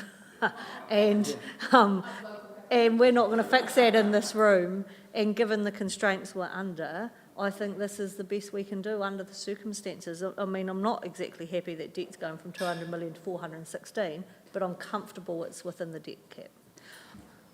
Councillors, I just want to remind you, this was not of your making. Can I just point out one thing? The debt in those two scenarios, 416, the one where we defer the theatre to year 11, 394. So the difference is 20. 20 million. Yes, 20 million is a lot of money in anyone's books, but it's 20 million against a $57 million project. So actually, it's not too bad. I think I agree with Stacey and the co. It's our job now to look at how do we repay debt, and the big conversation needs to be had with the community on what rate appetite do you have going out to repay that debt. To repay the debt, that's really the That's the big issue. question. Yeah. Repay the debt, and how do you build the depreciation? And Yeah, build the that's- depreciation up Yeah. so you're getting enough money generated from depreciation to keep your assets up to speed, but also retire debt. And how we simplify that. Yeah, it's a very, I'm happy to talk to it, but someone give me Yeah. the words. Yeah. definitely. So Thank you. councillors will end on that note, and we will reconvene on Monday. And hopefully we've fleshed out some more scenarios for you, particularly around the engagement strategy. Run a new model with higher rates post 2028 ongoing. We will go through the conversation around the engagement, and we will be relooking at some FIS statements. And we really do have to nail what our options are going to be, so we'll focus on those on Monday, okay, after we present the revised budget. So I'll conclude with the karakia. So Vincy though, if there's any pre-reading, I would appreciate that, because you expect us to make quite major decisions when we just get it literally when we sit down, and I think that's quite unfair. So if there's any pre-reading, even if it's Sunday morning, or whatever, I don't expect you to be working the weekends, but please, I encourage you to get it out, because I personally like to be well prepared. So then I don't sit there and write 8,000 questions more because I'm working on the fly. Councillor, I absolutely agree with you. Please note that I get the information like last night at 9:30 to put that particular budget model in. Maybe this message is to the people you are asking to get the stuff. Help Vincy to make it. Allow us. It's the team, all the team. I'm talking to Even everyone. Vincy, an idea of the topics would have been helpful, because I would have gone and read those policies before the meeting. They had I-9, that was a topic, but that's just me being a geek. It's a very fair comment. We've had to be very agile. We've had to be very agile through this process because the financial reality of where we are infrastructure-wise has presented the hardest LTP that any council has had to deliver. So you're not the only ones. It's the ones who didn't have the competing priorities to the same degree, but everybody's in the same boat with Three Waters at the moment, and aging assets across the board. Kia tō te rangi madri e, ki runga ina iwi o te ao. Let your peace reign on all the people of the world. Thank you very much, councillors. I hope you have a lovely weekend, and we look forward to seeing you Monday. And this stuff will probably be hot off the press because we will be working. Thank you.